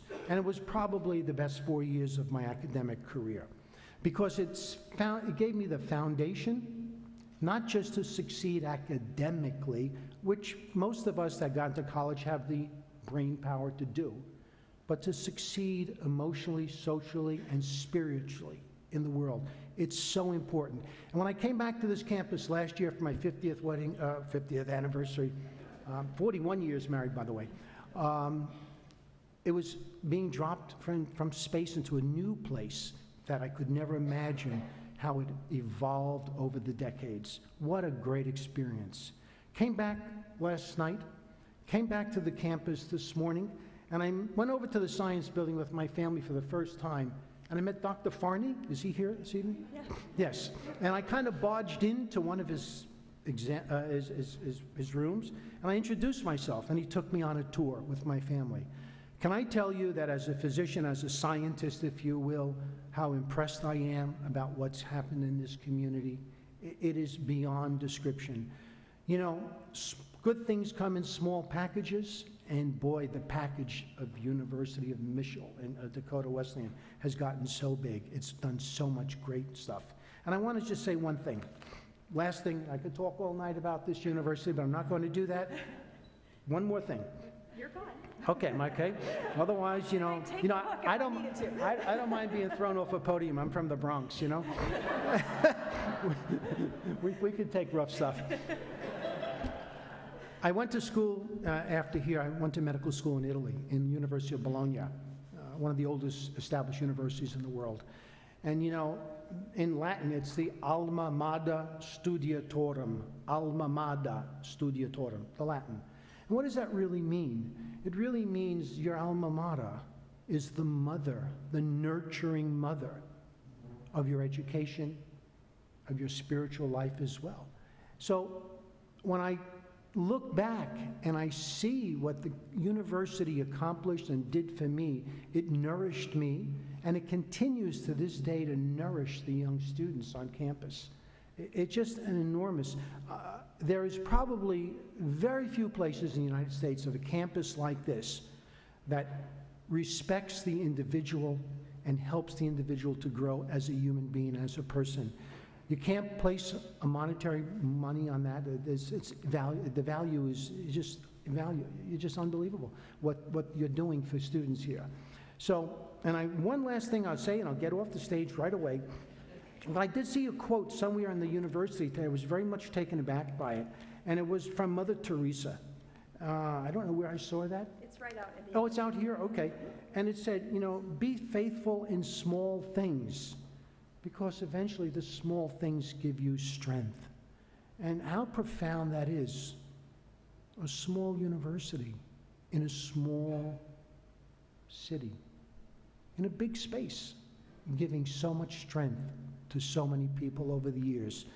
So it's a legacy that you guys continue, and it will go on forever, and it only gets better with time. So I'm terribly honored to be, here. What more can I say? I'm overwhelmed, actually, and I'm not overwhelmed too easily, I work a lot with arrested youth these days, and I can tell you a lot of stories, but this is just something that is really very, very special to me and my family. Thank you so much for the honor that you've bestowed upon myself, my family.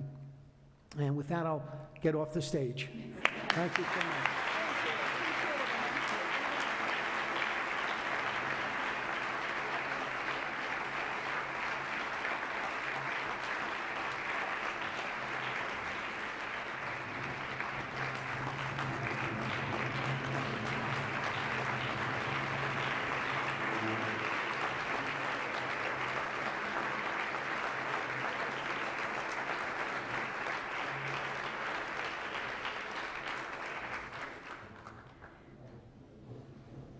I'm breaking off script here, but when I called Peter, he was driving. And first he asked if I was a prank, and then his wife in the background says, "Pull over, Peter, because if you don't pull over, you're going to drive into something and we're going to die before you get that award."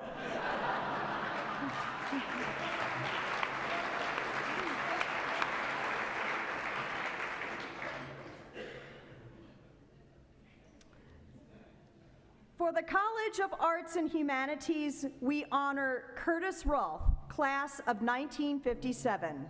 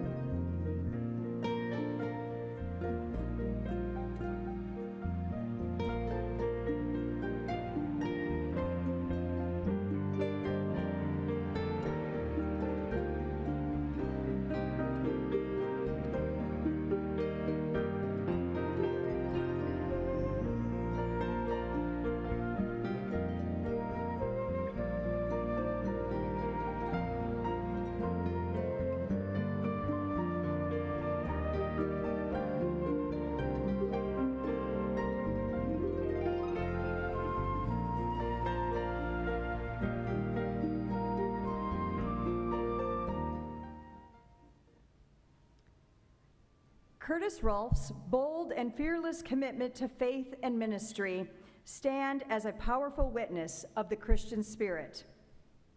Curtis's life melded the beauty of art and ministry with a profound commitment to improving humanity. When Curtis was 9 years old, he dedicated his life to Christ. More than anything, he wanted to be a missionary when he grew up.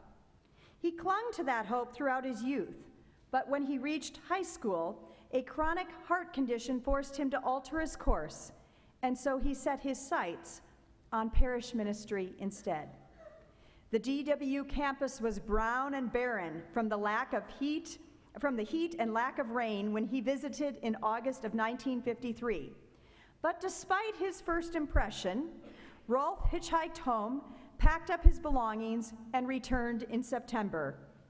He graduated in 1957. Following graduation, he applied to 3 seminaries and was rejected by all of them. Although his cardiac condition had been surgically corrected, his health was deemed unfit for a rigorous career in ministry. For a time, he considered teaching and then was invited to serve as a minister of education at the United Methodist Church in Pierre. After a year of experience, he decided to give ministry another try and attended Garrett Theological Seminary, which led to a 38-year career in ministry. In 1959, Rolfe was doing carpentry work and house painting to pay his seminary tuition when he learned the seminary needed its leaded glass windows repaired and replaced.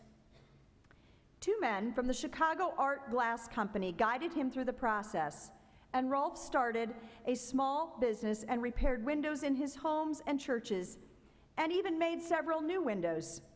He sold his business when he graduated in 1962 and took his first pastoral appointment. Just 3 years later, he was given the remains of the Mueller Stained Glass Company of Milwaukee, and then was invited to do a program on stained glass for the Chicago CBS television station. Suddenly, he was back in the stained glass business.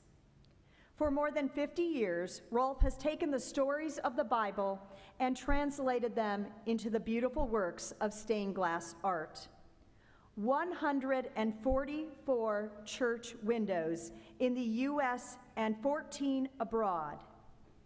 The biggest stained glass project was the completion of 36 windows for the Methodist Church in Downers Grove, Illinois, a huge undertaking with 9 of the windows measuring 7 by 6 feet. His stained glass expertise led to writing several articles for the Stained Glass Quarterly, and he even led a 21-day stained glass tour to England, France, and Germany. Rolf was also commissioned by the United Methodist Bishops' Cabinet to design windows for 18 retiring district superintendents and bishops throughout Illinois, Michigan, and California, each window depicting their life story of service.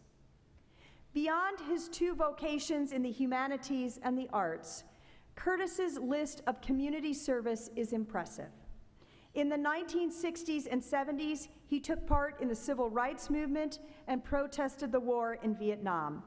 He has served as a volunteer chaplain at prisons, police departments, and hospitals, directed music and youth camps, and led youth conferences on week-long bicycle trips, helped organize a food pantry, and he started a group ministry at Cook County Jail in Chicago.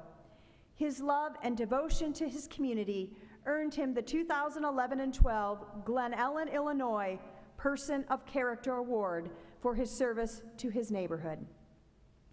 Curtis and his wife Leanne have 3 children and 2 grandchildren, and his favorite quote by Kubler-Ross states, "People are like stained glass windows. They sparkle and shine when the sun is out, but when the darkness sets in, their true beauty is revealed only if there is light from within." Curtis, you have been a model of servant leadership for all of us, for your gift of artistry to the church, for your gift of words to ministry, for your gift of hands to the community. We are pleased to honor you with the 2016 Distinguished Alumni Award for the College of Arts and Humanities.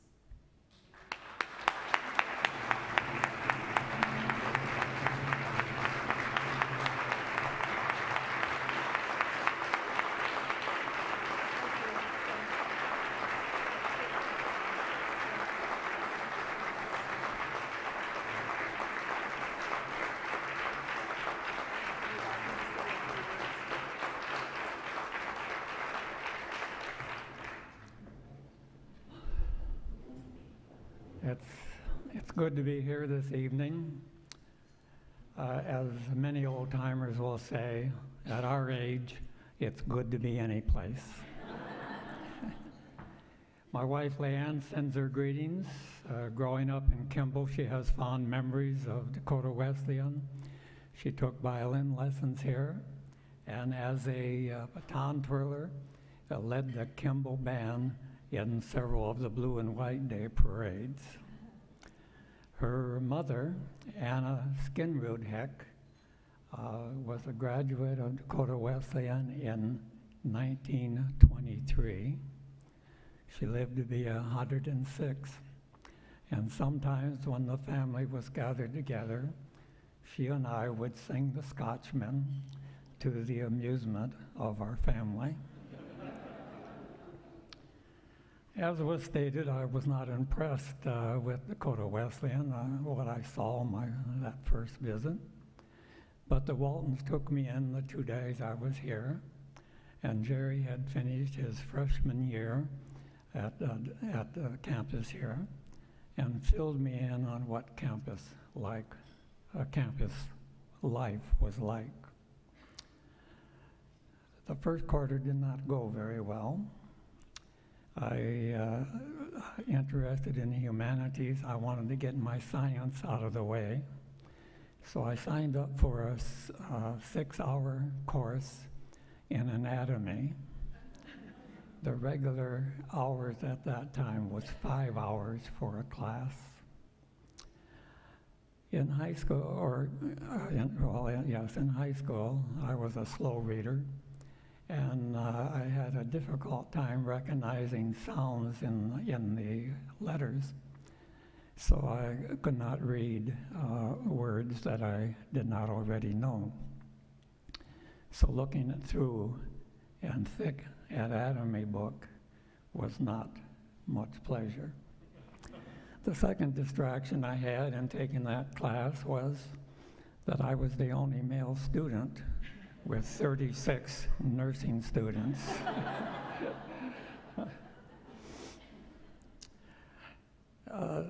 That first quarter also had another problem for me. In high school, I tried out for the thespian club, and I was rejected. So I thought, well, I'll try out for the plays here at Wesleyan. I tried out for 2 plays, thinking I would not be in either one. I got the lead, male lead in the student director play, and a smaller part in the main play. I had all those lines to remember and all those practices to do. In the main play, one of the scenes, I'm thrown over a balcony, and a couple nights before the opening night, I was thrown over the balcony and ended up in the hospital. So I missed the first 2 nights of the play. Well, anyway, the quarter ended with an F in anatomy, and a D and a C in the other classes. The school let me stay. Now, I did consider that maybe I should not stay. I suppose a lesson that Dad taught me early on encouraged me to go forward. I came from a large family of 9. My father and mother did a little bit of everything to keep food on the table and clothe us. One of the things that we had was a garden and canning to help us through the year. The garden was a half block plot. Dad, I was the youngest of the 5 boys, and Dad divided up that half a block and gave us each a section to spade. Dad took one, and the 4 brothers took another. I don't remember how big the other plots were, but when I looked at mine, it looked enormous. And I complained to Dad right away. I said, I can't possibly do that, Ma, that's just too big. And he said, okay, this is what we'll do. We'll divide it up into 10 sections. You do one section and see how that goes, and then do another. And I finish up my section one plot at a time. I wonder if I could have some water. Yeah, I have some right here. Right here. Curtis. Oh, okay.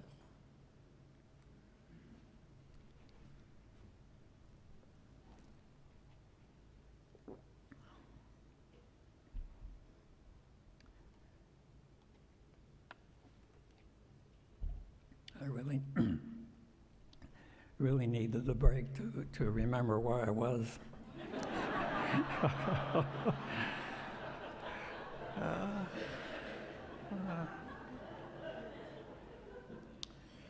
Yeah. My desire to serve came early in life. Of course, as was stated earlier, Sunday school was a big influence, but my folks were equally influential. My dad and mother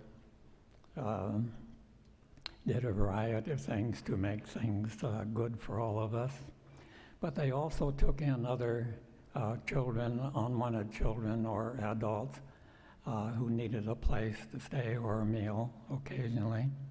We lived next to the railroad tracks, and often hobos would stop by. Mother would set them at the table with the rest of us.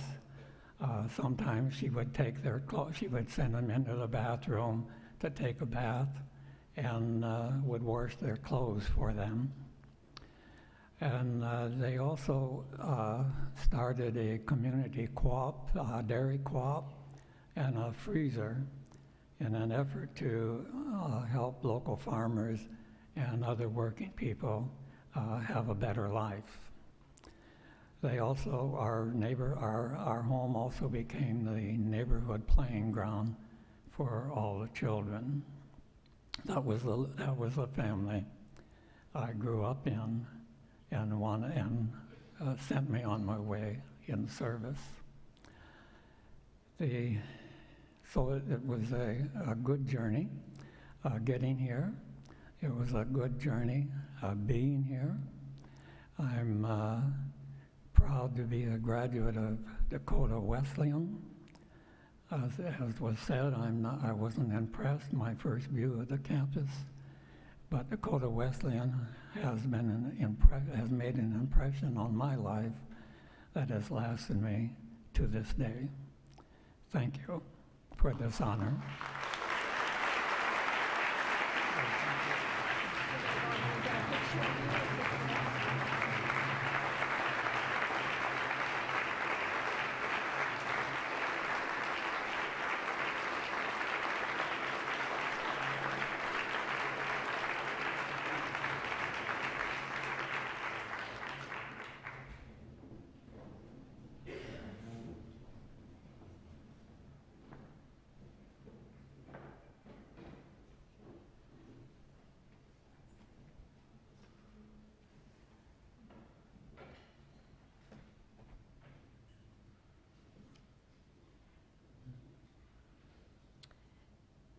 Tonight, for the College of Leadership and Public Service, we honor Bob Jeldon, class of 1971.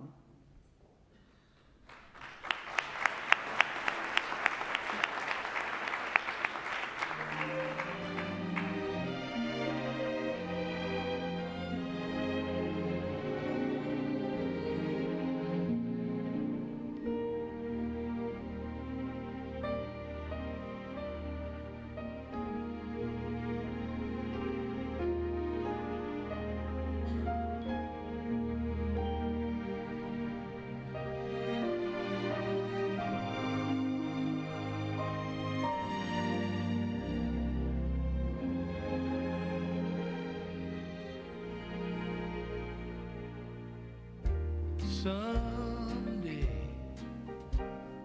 when I'm awfully low,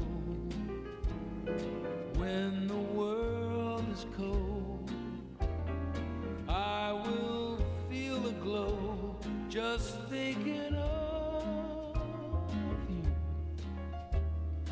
and the way you look tonight.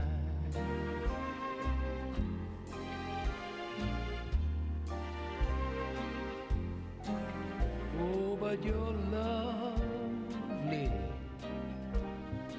with your smile so warm and your cheeks so soft. There is nothing for me but to love you, just the way you look tonight. tonight.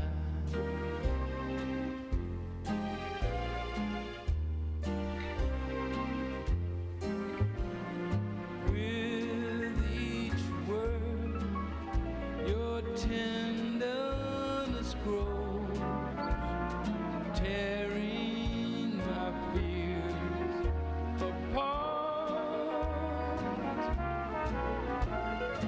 And that laugh that wrinkles your nose touches my foolish heart. You're so lovely, never ever change. Keep that breathless charm. Won't you please arrange it? 'Cause I love you just the way you look tonight. To say that Bob Gelden is a business entrepreneur is an understatement. Just tonight, in fact, when I was visiting with him, I thought he was going to be retiring when he told me he still had a few more things he had thoughts about doing. His professional career has the classic characteristics of an entrepreneur: start a business, make it a success, sell, and repeat. Bob grew up in White, South Dakota, and he ended up at Dakota Wesleyan because a high school friend encouraged him to take a tour. He found it a perfect fit from the moment he stepped on campus. Bob graduated in 1971 with a business major. He started his career with International Dairy Queen Incorporated and climbed the corporate ladder rapidly to become head of the International Planning and Budgeting Department. In 1978, he obtained an MBA from Minnesota State University Mankato, and that same year was hired as a staff consultant at Larson Ellen Weischer and Company, now Clifton Larson Ellen, one of the nation's largest accounting and consulting firms. In 1986, he became the youngest partner to be elected to their executive board. That experience served as the foundation to launch UV Color in 1993, a company that was instrumental in the research, design, and marketing of the open-loop secure gift card package for Visa, MasterCard, and American Express. Before gift cards, UV Color was the sole supplier of long-distance phone cards for AT&T. Bob served as the Chief Financial Officer and Chief Operating Officer, growing the company to a value of $50 million with 350 full-time and 600 temporary employees. He received the UV Colors Life Achievement Award in 2006. Bob sold UV in 2007, and as good entrepreneurs do, he had another idea. In 2011, he co-founded Card Sales Incorporated, another prepaid gift card company. Bob and his team developed the technology that provided for digital printing and higher security. In 2015, Card Sales was sold to an international organization with production facilities in the US, South America, Spain, Singapore, and Dubai. He is a founding member of the Family Firm Institute at the University of St. Thomas and St. Paul, and has also served on the MBA Board of Advisors at the school as well. He has also served on the Dakota Wesleyan University Board of Trustees. Reflecting on his Wesleyan experience, Bob fondly recalls admiring both John Hartung, professor and former DW track coach, and Gordy Fosness. Although Bob never was a college athlete, he always admired Coach Fosness's leadership skills and loved watching him coach basketball. Bob and his wife Lori live in Shoreview, Minnesota, and have 3 children, Ryan, Melissa, and Amanda, and 2 granddaughters, Anna and Lily. Bob says he wakes up every day with a purpose: to serve and to achieve something meaningful that will impact others in a positive way. Bob, you represent an exceptional model of Dakota Wesleyan University's commitment to an innovative spirit in learning, leadership, faith, and service. Your fearless and bold entrepreneurship, your enduring commitment to excellence, your profound work ethic, and your business resiliency are models of the Wesleyan motto of sacrifice or service. Bob, you are an inspiration to all of us. Please join me in congratulating the 2016 Distinguished Alumni Award recipient for the College of Leadership and Public Service, Bob Jeldon.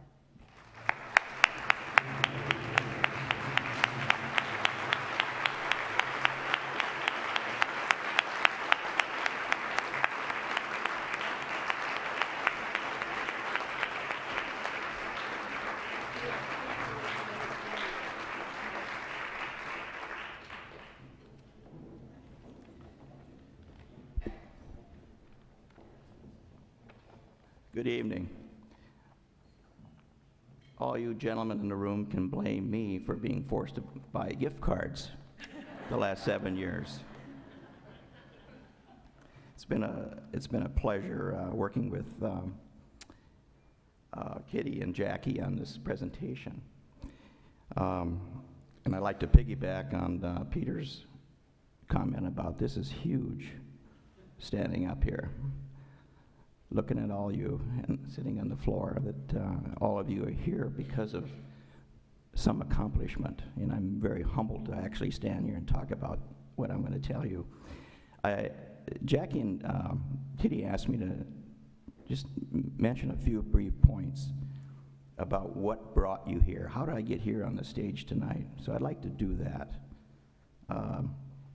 Arriving in 1967 on campus, and the campus center just opened that year, brand new. Being right off the small farming community that where I was from was pretty impressive. But the campus center just opened, and you could walk in and you could smell new stain, new paint, new books.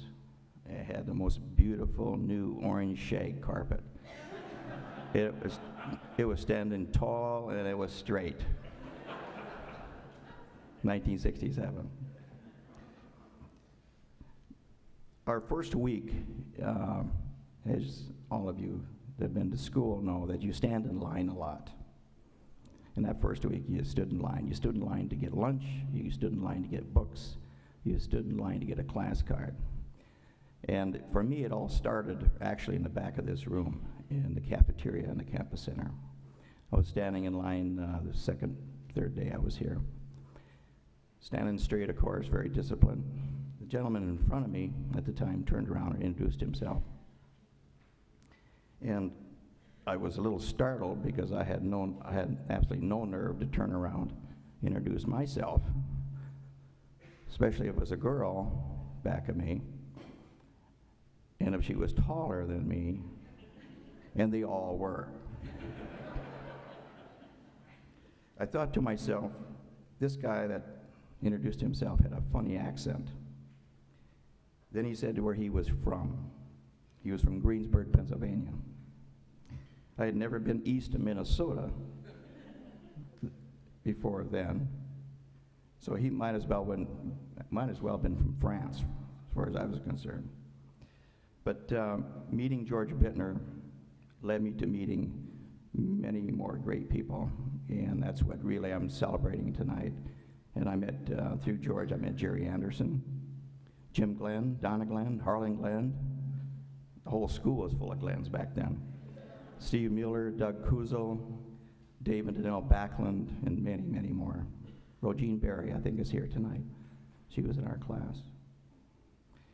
We got to remember, we didn't have Facebook or texting in 1967.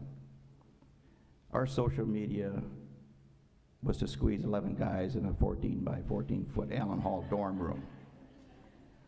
And we did that frequently. While talking about anything we wanted to talk about, we could talk about. The only rule we had was you could not tell a lie. And I can say tonight and I'm very confident of this, no one ever told a lie in those 4 years. You always got some version of the truth, and you had to sort that out. Case in point, Jerry Anderson, perhaps the greatest athlete ever exported out of Jackson, Minnesota in 1967. This was according to Jerry's version of the truth, of course, but we had a lot of fun the next 3 years talking about that. As mentioned in President Novak's presentation, the real hero in the room tonight is my wife, Lori, which is sitting right down there.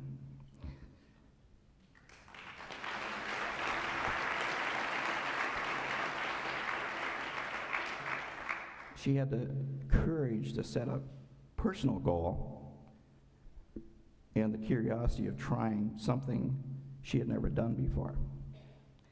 It took her an additional year and a half to get it done, but she did it. She did a half Ironman, 70.3 miles of swimming, biking, and running. Upon hearing from President Novak about receiving tonight's award, I too set a personal goal. My goal was to put a 1967 Circle K Blazer on a 21st century body. So I would like to try that tonight.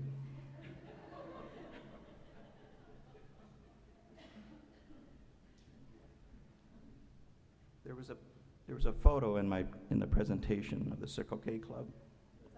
Is it up? There.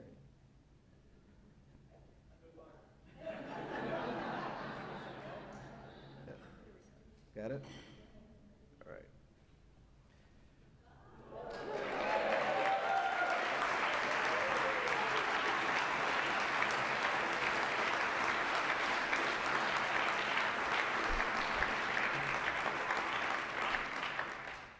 Now, ladies and gentlemen, that takes courage.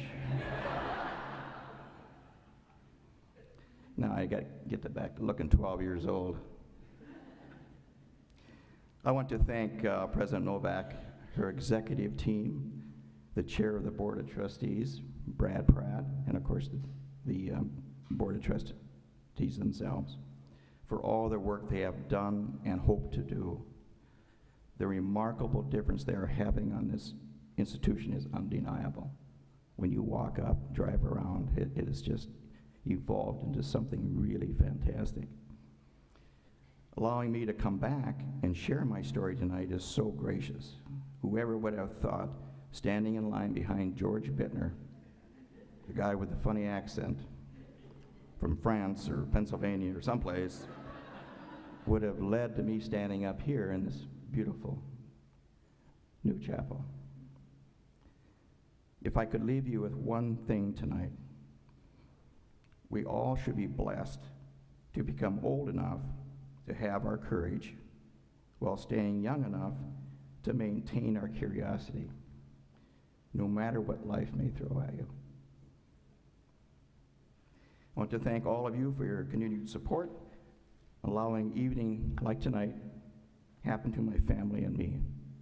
Thank you, and God bless you.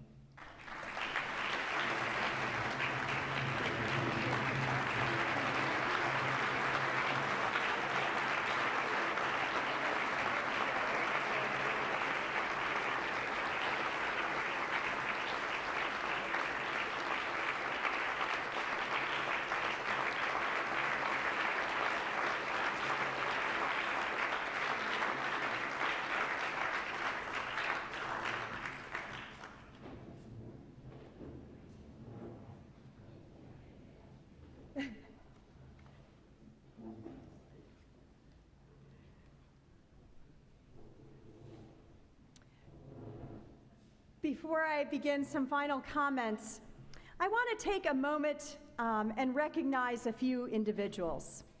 For many of you, you've heard this news, and for those of us on the DW campus, it's been a little bit of a struggle, and if you saw a little bit of the confusion up here, it's because we're missing Jackie Wentworth. And so Jackie, who has been the face of Dakota Wesleyan alumni for a great deal of time here at the university, has embarked on a new journey in life, but she's here with us tonight. And I want to take a moment and just thank her for what she has done for this university, for our alumni, and we just hope you continue to bleed blue, Jackie. But could you please stand and allow us to thank you?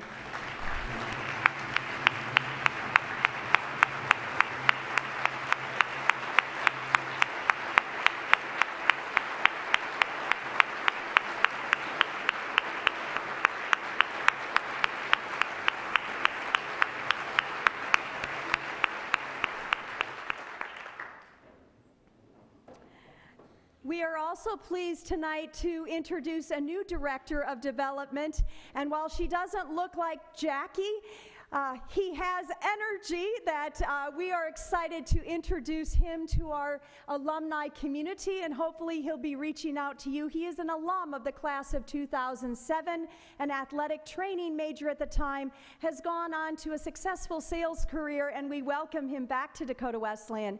Jory Hansen, would you please stand?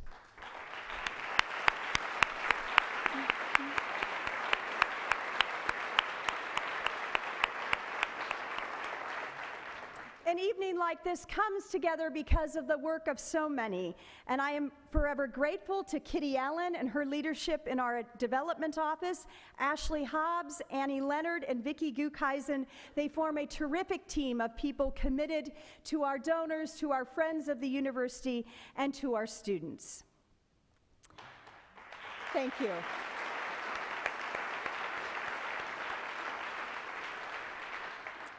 In early 1916, then President Samuel Kerfoot remarked, "The first essential of any institution of society consists in planting an ideal in the hearts of the people.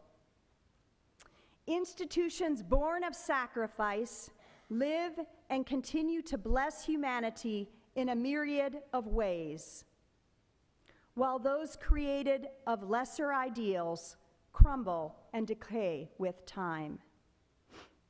Friends, 130 years later, a greater Wesleyan continues to unfold. Our education commits to provide the foundational pillars for tomorrow's well-educated, ethically minded, innovative, and spirit-filled leaders. Our students come from rural America, the inner city, suburbs, and countries around the globe. And they have one common goal: to leave Dakota Wesleyan University better equipped to lead and serve than when they arrived. And friends, there is something special here. We are a family, and though we are very different, very distinct, from different ethnicities and backgrounds, from different religious denominations, we've created a community of respect and support, such that when one hurts, we all hurt, and when one celebrates, we are all part of that celebration. That environment is special.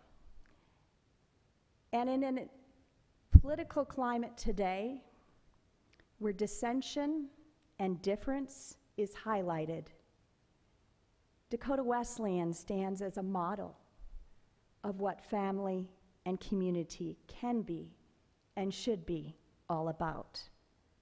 You see, we don't all agree here. We aren't all the same, and yet we learn to live with respect and support of each other because we are family. And at our founding, what our United Methodist heritage envisioned was a university of the community, in the community, and embodied as community. It is indeed special. And our momentum and what has been accomplished has been possible because of you. We are nothing without all of you who have made a commitment to invest in the future of this institution and the students who are here. And when I think of all the places we can invest our resources today, nothing is more inspiring to me than the hope that the 18 to 24-year-olds or the non-traditional mother or the woman or man who is choosing to come back at 50 and 55 to change their lives, nothing is more inspiring than giving them a chance to improve their lives, to climb a ladder of economic and social mobility that's been grounded in a reality of what it means to be family and community so that they can better the world. We need lots more Dakota Wesleyan University graduates out there, and you're helping us make that possible. Our students are starting their own nonprofits. They're researching brain cell death and environmental toxicity. They're serving young abused women at the Abbott House. And tonight you have heard how that ethos of learning, leadership, faith, and service continues to permeate the lives of the 3 distinguished alumni recipients, touching people across the world. Friends, there is great hope in our world. There is a great future in this country, and it starts with the very young people who are here today who are making changes just like Ralph to make our communities better, one small step at a time. And that's what is embodied here in the spirit of a Wesleyan education. Tonight, as a campus community, we express our gratitude for your belief and your support of our mission to develop leaders in service to God and humanity. May the spirit of this place continue to transform our world, and may your generosity continue to make such transformation possible. We pray for God's blessings on this university as we move forward boldly and without fear, that in building family and community, we make our world a better place. And thank you for being a part of that.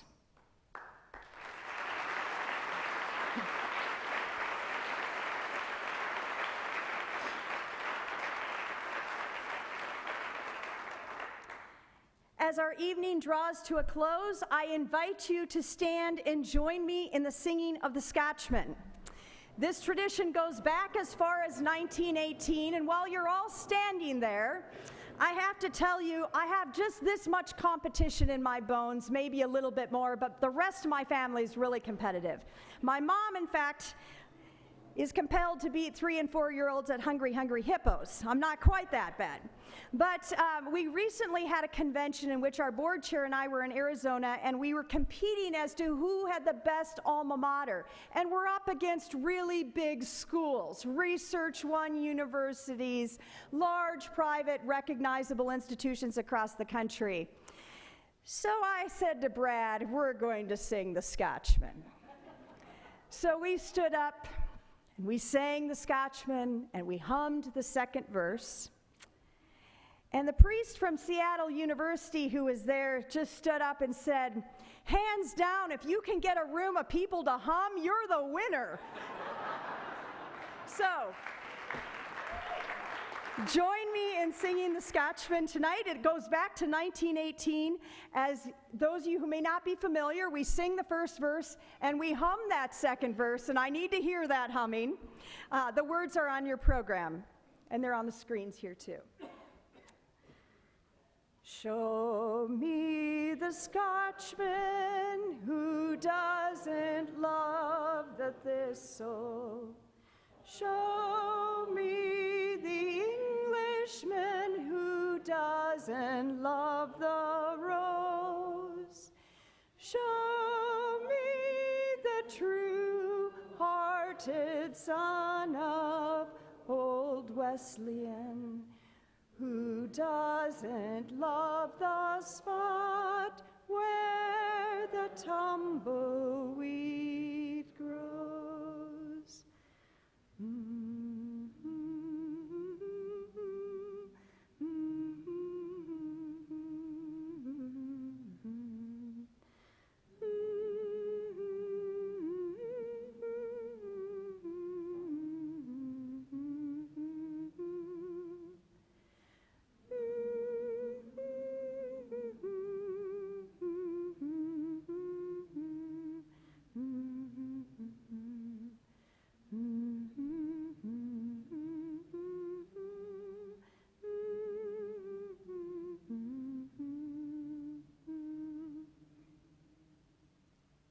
Nicely done on the humming. Thank you and good night.